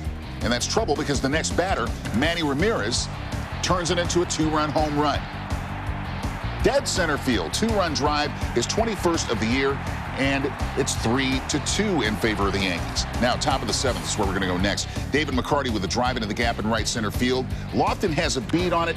Catchable ball here, Joe? Yeah, I think if you would ask Kenny, he would say that's a ball that I should have caught. You know, and when you're running, you know, your eyes sometimes are moving up and down because your feet are hitting hard, and, you know, it just kind of hits the heel of his glove, and he misses it. All right, now top 8, Jason Varitek will stand in there and line one down to third base, but again, A-Rod comes up with it. The ball squirts out of there a little bit, but he's able to hang on to it to record the 3rd out. Now we go to the bottom of the 9th. Bases loaded, 1 out, and the pinch hitter, Ruben Sierra, facing Keith Foulke. Foulke wins the battle as he strikes him out for the 2nd time of the game. Next batter, Foulke gets out of the jam as he induces Lofton to ground out to second, and that ends the inning, so we stay tied at 3 and head to extras. Top of the 11th. Bases loaded, nobody out. Millar grounds one to third. A-Rod makes the play, steps on third, comes home. Posada with the tag of pinch runner Gabe Kapler. Posada goes back to third. A-Rod thinks he may have the triple play going there, but he'd already forced Ramirez. But great play by both Posada and A-Rod. Yeah, as you look at this play, A-Rod has the presence to step on the bag with it. I believe it's his right knee here, and then he's able to throw home. And George is blocked out by the runner. George hung in there, stayed in there, made the tag, and then he throws back to third, and they think they got Manny in a triple play, but because he had tagged third base, they had forced Manny out, and A-Rod, you see him pumped up. So we extend the game further into the top of the 12th, 2nd and 3rd, 2 out. Trot Nixon pops to shallow left. One of the great plays I've ever seen. This is as good as play as you're ever going to see. Derek Jeter is the type of guy that's never going to protect himself. He will sell out his body for this team, and that's why he's the captain, and that's why he's the leader, and that's the type of player I think the Red Sox are missing right now. Well, and you know, he's running full out. He knew he was going to get pounded as he goes in there. You see the damage done to his face. We'll update you on that in just a moment. But what a terrific play by the captain, and that's why he's the captain. Now, bottom of the 12th, bases loaded, 2 out. Kurt Leskanic facing Bernie Williams. And Leskanic wriggles off as he strikes out Williams to end the inning, so it's still tied at 3. We go to the 13th. And in the top half, Manny Ramirez leads off the inning with a solo home run to left off Tanyan Sturtz. 8th career homer off Sturtz, and Boston up 4-3. But in the bottom of the 13th, Sierra on first with a base hit. Yankees down to their last out. Miguel Cairo drives a 1-2 pitch off Leskanic into the gap in right center. Sierra scores all the way from first base. Cairo winds up on second with a double. And that set the stage for the next batter, pinch hitter John Flaherty, who delivers the pinch hit single to left, bringing home Cairo with the winning run as the Yankees take it 5-4 in 13 innings. A scintillating baseball game that, we couldn't jam it all in 4 minutes, but we tried, right, Joe? Yeah, I mean, you saw great defense. You saw so many great plays. Unbelievable game. All right, now we want to get it back out to the stadium right now. Our Susan Waldman is standing by with Miguel Cairo. Susan, what a game. Okay, guys, what a game. That's understatement. And I am here with Miguel Cairo and Christian Cairo. How old are you, Christian? 3. Okay, and we've just been watching some highlights here. Yeah, there you are, right there. You're right. Okay, I've never seen that locker room so excited in this whole year. I mean, yelling, screaming, all kinds of things. Tell me what that felt like for you coming in. The first hit, you get the triple, then, of course, after that in the 13th. Tell me what's going on in your mind. I'm telling you, that was the best ever game that I ever played. It's just one of the best, not even the one, that's the best play, the best game I ever played. And, we just came back, we never give up. This is our team. We played 27 outs, and today we play extra innings, and, they hit a homer, and we came back and tied it and win it, and it was just crazy. And, I'm telling you, my heart was just pounding so hard. I was so excited. I never had that excitement before. Okay, when you see Derek Jeter going into the stands like that, I know that sums up the way he plays, but when he disappears and comes back and there's bleeding and things, what are you guys thinking about? It was when I saw him going inside in the stands, I was just hoping, nothing real bad happened. And it was a tough play, and that's a guy that you got playing that he don't care. He just want to catch the ball and don't let that run go home. And that's the best player, one of the best players in baseball. Leskanic, what was he doing? He certainly made quick work out of Bernie. What exactly were you looking for with that double, and what did you do? I was just trying to, all the time, he been throwing me a lot of fastballs middle away, and he threw me two slider. One was low, and another one was kind of close. I take it, he threw me another slider, and after that, he threw me fastball away, and I was just trying to hit it right to the middle, and I get kind of lucky and hit it against, right center. Okay, I don't think that's luck, but we were just looking at the play here, and I don't think I've ever seen Ruben Sierra run that fast. He was... I can tell he can run. He's a strong, but he can run. What does this kind of a sweep mean against the team that has been chasing you in the standings and needed this game so badly? This is a different team from the first month. When we start a little slow right now, I told one of the reporters that's going to be a different story in this series. And you can tell right now, these last 3 games has been like, it's one of the best 3 games I ever played. And, we really play baseball into the end.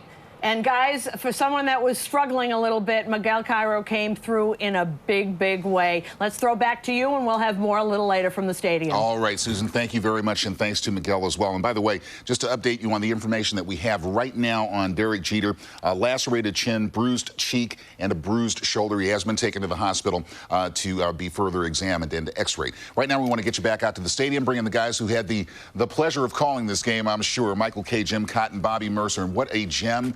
I'll take your words, Michael. I have no words. It really is an amazing game. This is the kind of game that, we all love our jobs, but you love a job on a day like this. Bobby, just your take right away on it. Well, I think it's everything that we expect when the Red Sox and the Yankees play. I don't think we expected this kind of excitement tonight. I think I'll never forget Derek Jeter with one of the most unselfish plays I've ever seen a player make. It was almost like he was not going to let that game end with that little blooper down the left field line off the bat of Trot Dixon. I think that shows the tone of this team. It certainly sets the pace for this team, and Derek Jeter is the leader of this ball club and the captain. It was one of the most unselfish plays I've ever seen. Now, Jim, you've seen about, I think, 125,000 baseball games. How does this rate? What's going to happen with this game is I think, it's going to be on Encore, and it'll be a classic, and I think what'll be fun is to sit back and look at this game and say, I don't remember that happening. There was so many things happening, like Joe said in the studio.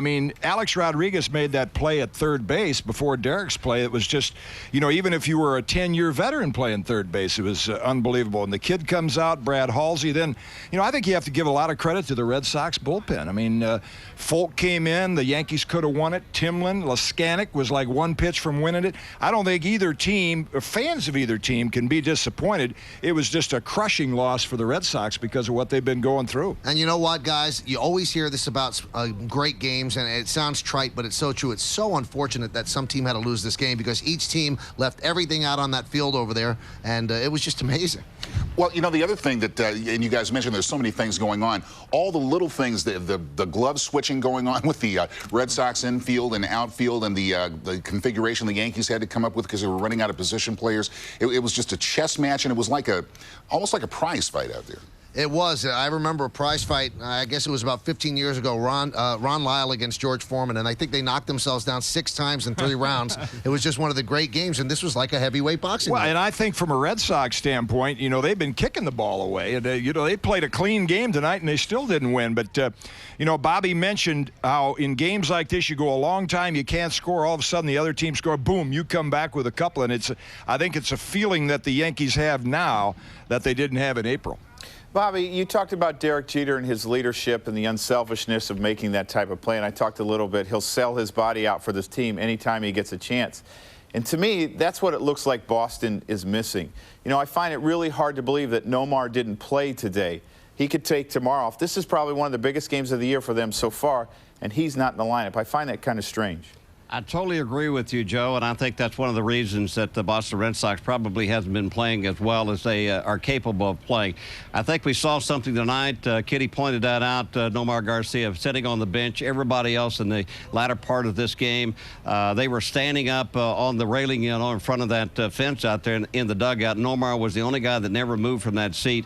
I mean, it's I can't believe that Nomar, if he had the opportunity to play in this game, decided that he did not want to play. And then when the game got exciting like that, he didn't show any team leadership. He didn't show any teammates that he really cared. It didn't look that way anyway to me. It's incomprehensible that you wouldn't want to play in this game. I'm a total spaz, and I wanted to play, guys. Oh, you almost had to. Yeah. Hey, listen, thanks a lot, guys. It was a great call and a great game and a whole lot of fun to watch. Thanks a lot. We'll talk to you tomorrow. Okay. We're going to take a break here, but when we come back, we got lots more to come on the New York Yankees postgame show. And yes, we're, of course, going to hear from the skipper, Joe Torre, and we'll have reaction to this terrific game from the Yankees clubhouse. So stay with us. We'll be right back in just a moment. The New York Yankees postgame show on Yes is brought to you by Nissan and your Nissan dealer.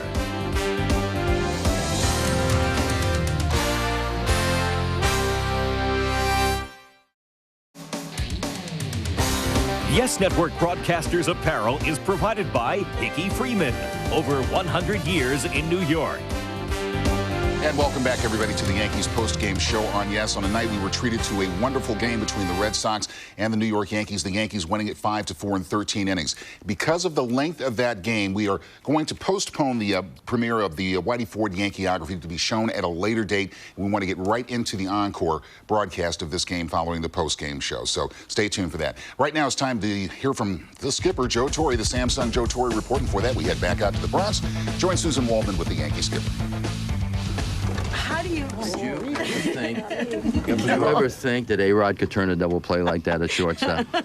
I think I did. I didn't know that Gary Sheffield, because, okay. How do you sum up a game like that? What do you look at as the big place here? The stomach, the heart. There was no quitting.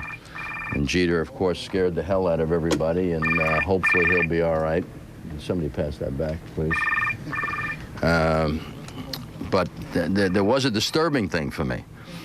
You know, when Pedro hits Sheffield and the umpires choose to warn him, and even thinking it was on purpose probably, and then when Leskanic hit Sheffield in a situation where it wouldn't have been surprised if they walked him, and you don't throw somebody out of the game's a travesty. What did he say? Did he say he wasn't trying to hit him? Is that what he said to you? He said he didn't try to do it on purpose. I said, then why are they walking the next guy here? I mean, that's the biggest joke I have ever seen in umpires warning somebody, warning both benches, and then have something as blatant as that happen in an extra inning game with the winning run at third base and not think it's on purpose. That to me is, you might as well, you know, forget the warnings, forget the control, forget everything.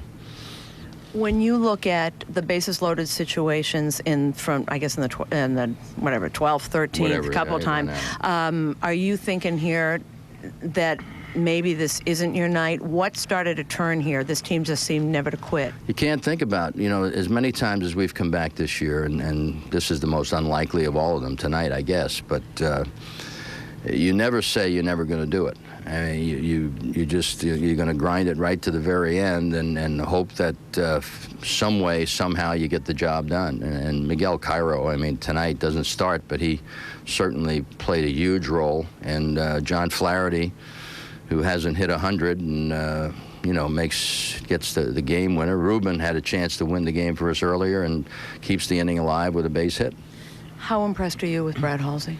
Brad Halsey was terrific. I mean, you know, he could stay in that game probably, but I certainly didn't want him losing that game. I thought he pitched so well that he certainly deserved to come out ahead in that ball game. Is there something else that stands out in this game for you? You had to be in the dugout just to appreciate the you know, the energy level, the determination, the need to win. You know, this ball club is very special. I know I've said that about a lot of them, but this ball club has, you know, has been tested, and they've been embarrassed earlier in the year, and they certainly have come back and you know, let people know that we're a good ball club and we mean business. Joe, was that? And Joe Girardi, yet another element added to this heated, ages-old rivalry. Now, we heard Joe Torre clearly upset about the situation and the way it was handled with Pedro plunking Sheff. So this is something we may see again. Yeah, the unfortunate thing about this is they've let the umpires take control of this situation, where it used to be the players used to iron this out, you know, and another guy might get hit and then it's over. But now there's a carryover effect because Gary Sheffield's not going to forget this. The Yankees aren't going to forget this. And the one thing that always helps in these situations is, let's just say, for example, that you knock down Manny Ramirez. Well, that's Pedro's best friend. Well, Manny's going to go to Pedro and say, Pedro, knock this off. But now there's a carryover effect. And Joe's right. Somebody's got to get tossed if Gary Sheffield gets hit again. And the umpires shouldn't be in charge of it until the teams iron it out.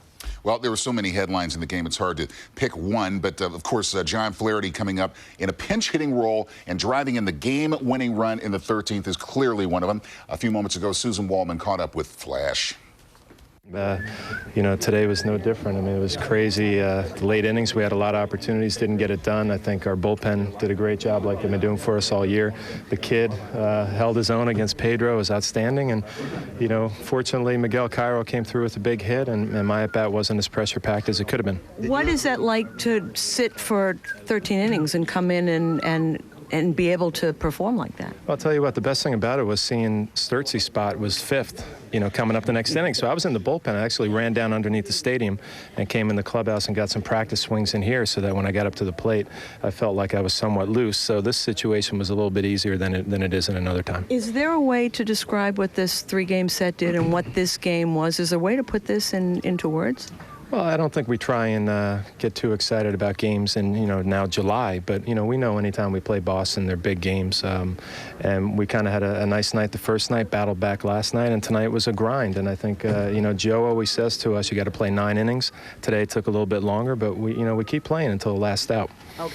And, Joe, it says an awful lot about the approach that a player that's not an everyday player has to have. You have to always maintain readiness. And that's the reason they went out and got John Flaherty. It's his second year back. And John Flaherty is used to playing every day, but he's in his upper 30s now, and he's not an everyday player anymore, but he knows what it takes to get ready. He knows what it takes to stay in a game and stay prepared, and that's why he's such a big part of this club. Now, just looking at the game overall, how deflating a loss is this for the Boston Red Sox? Yes, they get swept. Now they're 8.5 games back. But they had so many opportunities to win this thing.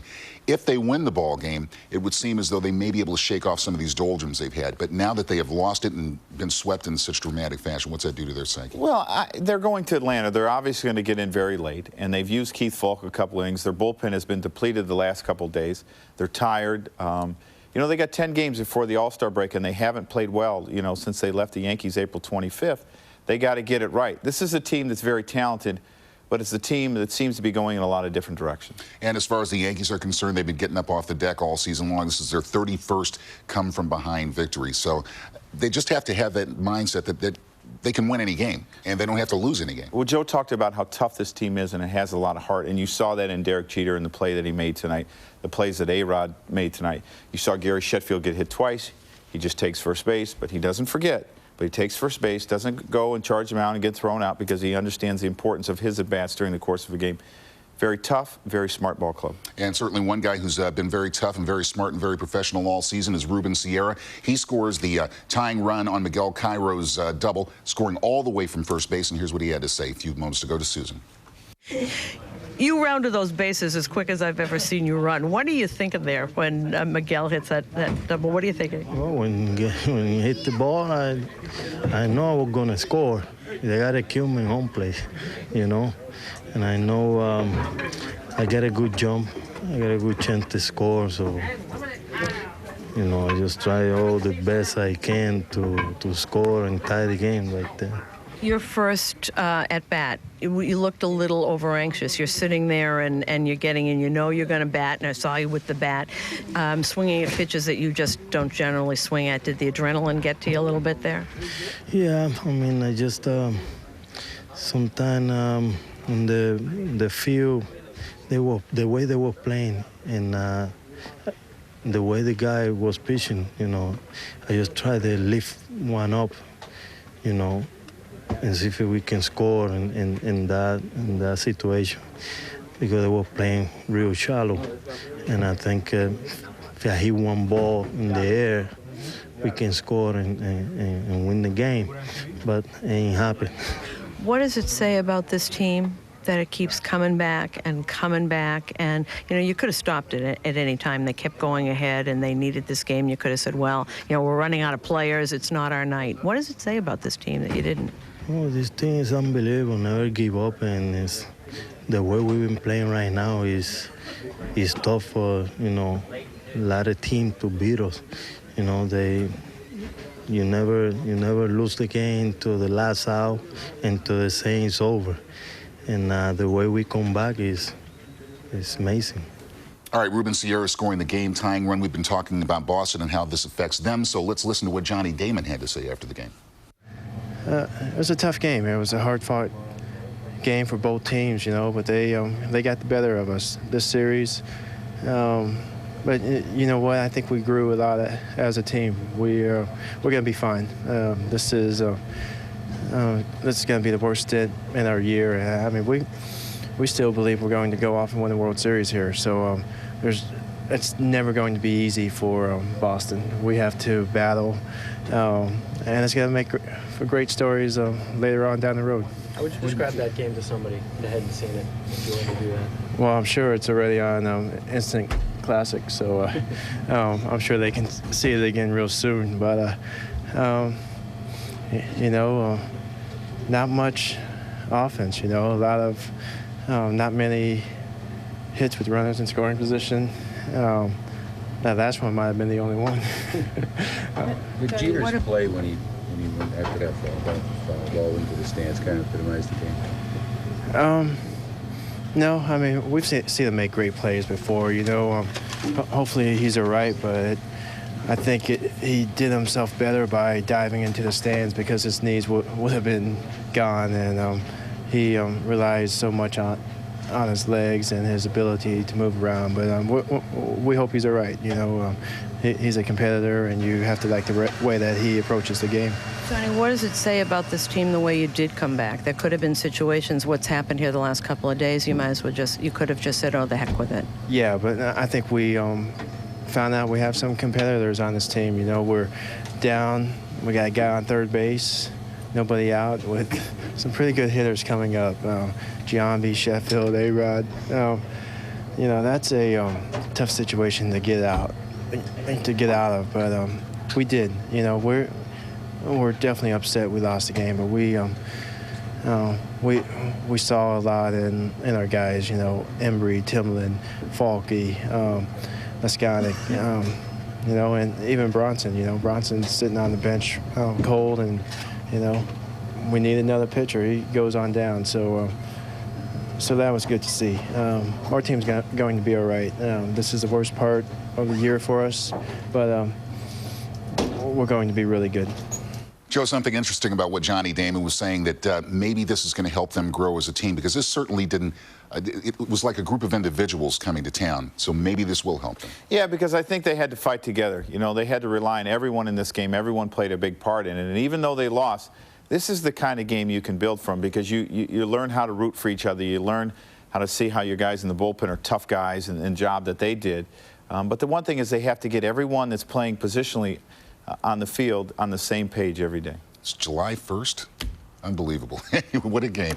We're going to take a break here, but we got lots more to get to here on the New York Yankees post-game show on Yes, as John Flaherty wins it for the Yankees in the bottom of the 13th inning with that base hit. We'll be right back in a moment.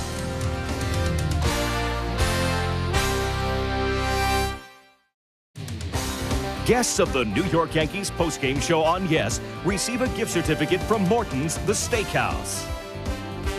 And welcome back once again to the New York Yankees post-game show on Yes. Fred Hickman alongside Joe Girardi here in our Yes studios. And time now for the Corona Extra Effort. And you can add this to all the other great Derek Jeter plays we've seen. Derek Jeter, top of the 12th, 2-on, 2-out. Trot Nixon, shallow pop to left. Jeter going full bore. Makes the catch as he sails into the stands. Tremendous play, John. And this is what it's all about. This is what it's to be a Yankee. The guy that's going to play tough, that's going to sell his body out every day, and doesn't worry about himself, but worries about the team first. That's a true Yankee. And at that point, Jason Giambi knew he had to get ready for action in the 12th inning. So let's hear from Jason right now. Well, yeah, I came in here and, obviously G made an incredible play, and we were all worried about him. And then I realized we really didn't have anybody left, so I stood up. Joe put me in there, ran up there, and, still having trouble picking up the ball and the rotation and everything like that. But it was an incredible game to play. It was unbelievable. You've been a part of some pretty crazy games. Was this the craziest game you've had as a Yankee? Yeah, I don't think anything can beat Game 7 because you're going to the World Series, but this has to rank right next to it. Just the plays, one after another, unbelievable. The matchup early from Pedro, to the kid out there pitching. That was phenomenal, and, keep coming back, and wow, it was unbelievable to be a part of. What goes through your mind when you look around and you realize you're one of the only ones left? You're going to have to get out there.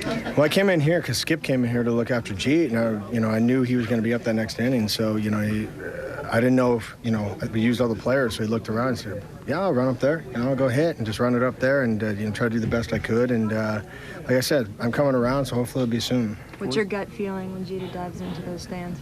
He's made amazing plays. I've been on the other side of the field, him playing against me. Some of the plays that he's made, that's why he's Derek Jeter. That's why, he's a winner, and that's why you want him on your team. And so Jason Giambi clearly still struggling with his strength out there, Joe. But again, he just epitomized how important this game was to be a part of. Everybody enjoyed it. They had a great time. Yeah, and I think he sacrificed his pride because, no hitter wants to go up there when they're not feeling well. If you can't pick up the rotation, you feel weak. He's going up there half strength. And I would have loved to see him get a hit because I think it would have meant a lot to him, and I think it would have meant a lot to Yankee fans. But he sucked it up. He swallowed his pride, and he knows he's going to have a lot of better days with the Yankees when he's feeling a lot better. Now, there's so many interesting things we haven't mentioned yet. The fact that Gary Sheffield had to play third base for the first time since 1993. But let's hear what Sheff had to say after the ballgame. Yeah, I've been on a lot of teams, and we just say, this game is pretty much over, and it was. But this team, we never seem to die. We come back time and time again, but. It seemed like it just happened every day. I know you answered this already, but how weird was it in the middle of this game to get moved over to third base? When they told me, I was like, I hope the first ball is hit to me, and I can get it out the way, and then I'll get comfortable over there. But, T-Cock only gave me 2 throws, so I said, give me more than 2 throws where I can get the distance down, because throwing in the outfield is different, and you got all the stick-em on your hands, and I went up there to try to put rosin on my fingers, but it didn't work. You guys were laughing and joking watching the recap. Obviously, to win is a great thing.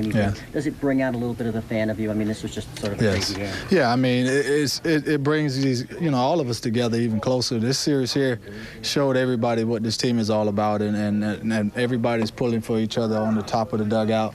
Even when they came back, we felt like, we was gonna, if we get guys on, we was gonna get them in, and Cairo, he came up big for us again. You hadn't played third base since 1993. Yes. How strange did it feel? It felt very strange, you know. It's when I looked up and seen the hitters, how close they were to me, you know, I was like, oh, Lord, you know, what I got into. But, you know, I've been begging to get over there, and I got my shot, and there goes my fielding percentage. I know that you were probably already, I know you probably already were asked this, but your manager was pretty upset with you getting hit like that. Oh, was he? How on purpose do you think that was, and what you feel? Well, you know, I don't know about the second one. I'm not sure, but you know, I know Pedro probably took offense to me stepping out twice, and you know, he was kind of every time I tapped the plate and look up, he was winding up and getting ready to throw, and that's really an advantage for the pitcher. So I stepped out, and the umpire gave me timeout. And the second one, because I think that's the one in particular that Joe was upset about. Was a game-winning situation. You know, I want to be up there in that spot. You know, especially the day I had. You know, I wanted to redeem myself, and you know, I was really focused at bat, and all of a sudden you see an airplane coming at your back. Gary, what does it say about this team that it kept coming back in all those different sessions? Bases loaded a couple times, you couldn't score, then they score. What does it say about this team, what you did tonight? Well, it just says the message is clear. You know, we're not laying down for no one. You know, we're trying to take it all. We're trying to send messages to everybody we play. You know, especially this series, we went out and everybody was jacked up for this series, and we wanted to sweep, and we did. How is your shoulder from the hit? Did that bother you at all? I know you looked a little angry, but did it make your shoulder worse? Nah, I mean, it didn't hurt at all. The thing is that, you know, that's part of the game. I've been hit a lot, so, you know, you just take your lumps and keep moving. Okay, what about when you went over to third base? I know that when Boone got hurt, you told Cashman that you'd get a glove and you'd play over there, and he said, no, thank you. But when you go for that play, it's like they find you, right? If you're out there, they find you? That's true, but the thing is, I would have had a whole spring training to work on it. So, you know, instead of two throws, T-Clock, you know, he treated me bad by rolling the ball to me twice. What about what happened with these 3 games? I know it's only July 1st, but to sweep this team and then to have this kind of a game, what does that mean? It means a lot, you know, because, you know, it just proves the first series we had against these guys, it wasn't a real, true, you know, New York Yankees. And now they're seeing the true New York Yankees, and we're something to be reckoned with.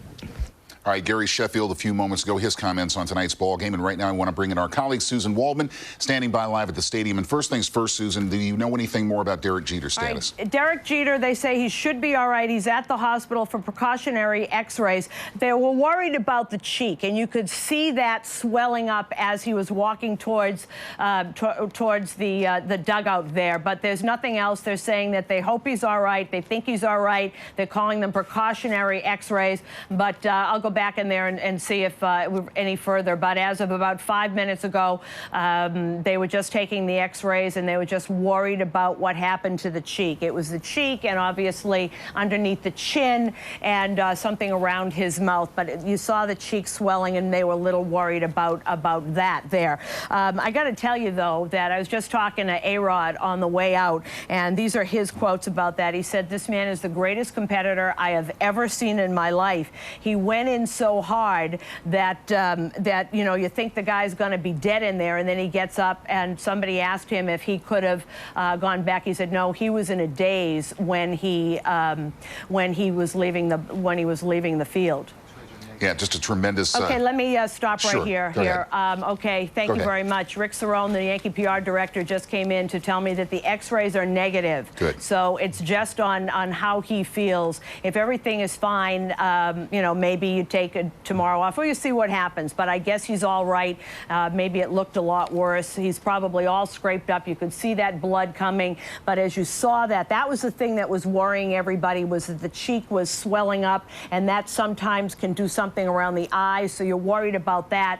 But if the x-rays are negative, they're just bruises and some lacerations, and he should be fine. Susan, I noticed when they celebrated, the first 5 out of 6 guys that were out there were all new guys. You know, they got to experience this Boston Yankee series, winning this time. You know, what was the feeling amongst a lot of the new guys like Sheffield and A-Rod, and I saw John Lieber run out there. I mean, it was truly amazing to see him run out there. It really was. Let's just say they were very loud. I can't say what a lot of them were saying. They were. I have never heard a locker room like that. They really were incredible, coming in the corridors, banging on the walls. very, very excited. You know, to be part of that, even Brad Halsey said, it just takes your breath away to be part of this kind of a thing. A-Rod saying that to Sierra, and of course Sheffield, who just says it's wonderful. He's very calm about everything, doesn't get overly emotional. You saw Lieber in there. On the other side, just came back from the Red Sox clubhouse, and that is very quiet, very sullen. Johnny Damon trying to put a very good face on things. Manny Ramirez over in a corner trying to put a good face on things. But what you saw in that Red Sox clubhouse, Joe, which is very disturbing, and when you're in losing clubhouses, you see this a lot. Players huddled together, whispering in little corners, little groups of players. That's never a good sign. A lot of people talking about the fact that Nomar never got off the bench the whole night. Why did that happen? Nomar's numbers against Mariano are 6 for 15. Very strange. You wonder what's going on there. As I said, Damon trying to put a good face on this and saying that this is the bottom of the barrel for them, and now they're going to come back up. He brought up the point that Bronson Arroyo started running down to the bullpen to warm up, and gloves flying everywhere and people getting into this game. But for the Boston Red Sox, this has got to be very, very difficult. It's always great to say it's tomorrow and it's a new day, but this is a bad one for them. On the other hand, you look at, as you talked about, the new guys, Joe, and A-Rod, I think, was as vociferous. The only one who was a little more vociferous was Jorge Posada, who's been through this before. But, you know, a lot of yelling, a lot of hugging, very up, very happy. They knew what they had been through. And these Yankee Red Sox games are extraordinary. And this is another one that goes right into the vault as an instant classic, I think. Well, I think you're right about that, Susan, and it was certainly a pleasure to watch. Thank you very much for your take on it, and we'll speak to you as the Subway Series ensues tomorrow. Yeah. Okay, all right. So there next. Okay. Okay, good night, Susan. Thank you very much. Well, what more can you say about it? You look at it, the Yankees came back from 3 runs down in the 12th inning against the Padres to win 6-5 back on June the 13th, but I don't think that measures up to this one little bit, do you? No, because this game is a lot bigger. I mean, to beat the Red Sox like this, to sweep them like this, I mean, that's not only big to the organization, the fans love this. I mean, you saw the 55,000 people who stayed there until the end. They knew what it was about. And by the way, the Yankees, the first team to 50 wins this season. We'll take a break, and we'll be back with more right after this.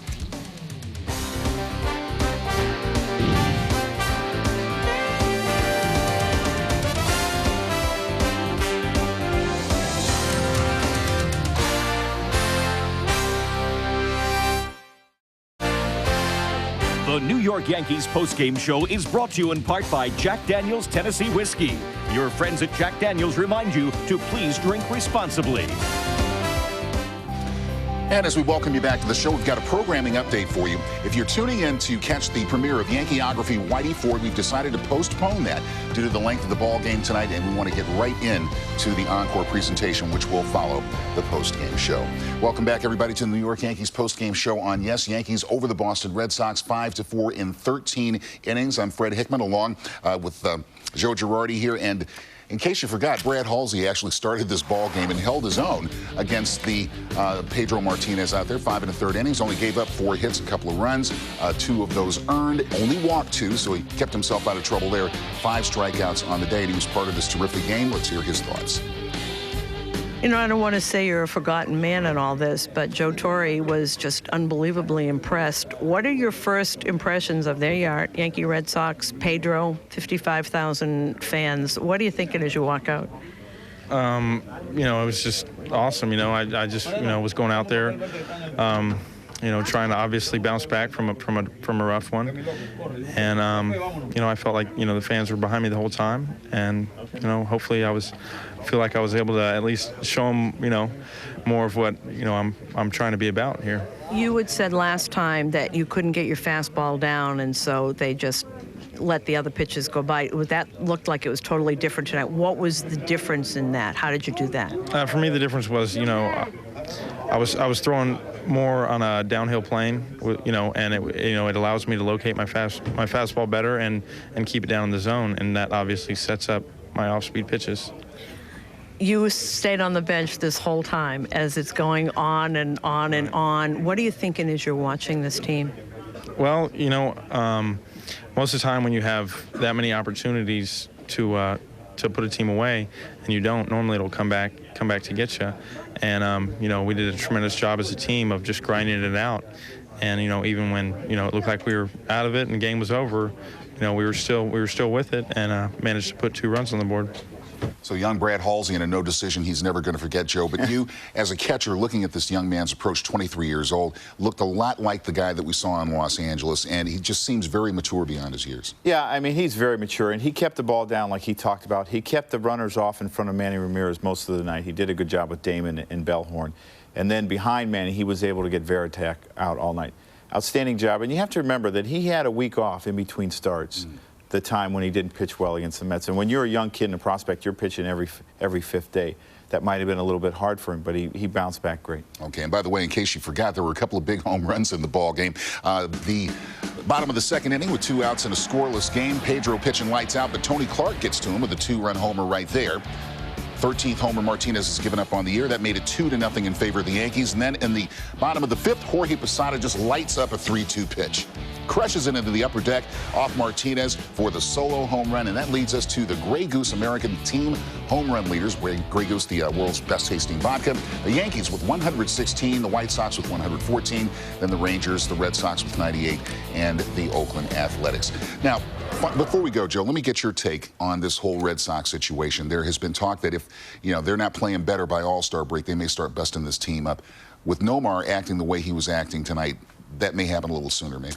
Yeah, Theo Epstein, the GM for the Boston Red Sox, was on with Michael Kay today, and he says, you hate to make change just to make change, but if we don't start playing better, we might have to.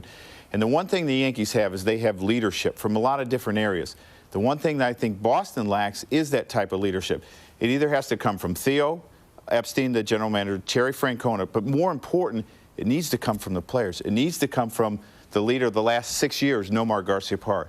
He has to forget what happened during the winter when he was traded, he wasn't traded. Was A-Rod coming, was he not? He needs to step up and be the leader of this team. This might be his last chance to ever win a World Series. I mean, that's a pretty talented team over at Boston.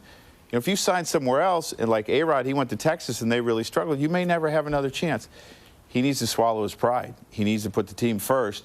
And he's the one that really needs to step up for this Boston team. All right, Joe, thanks a lot. It was a pleasure being here with you for the game. And you, of course, be here with us for the Subway Series as we begin tomorrow night. So we'll see you on the pregame show. Thanks, Fred. All right, thank you. Well, indeed, tomorrow night, the Yankees do make their way across the East River to Shea Stadium for Part 2 of the 2004 Subway Series with the Mets. It'll be Mike Messina against Steve Traxel. And our complete coverage on Yes begins with the pregame show at 6:30 Eastern Time. So for Michael Kay, Jim Cott, Bobby Mercer, Susan Waldman, Joe Girardi, and our entire Yankees broadcast team, I'm Fred Hickman. Thanks so much for watching. We'll see you again tomorrow night right here on your home for New York Yankees baseball. Yes, and stay tuned. Encore is next. It's worth watching twice.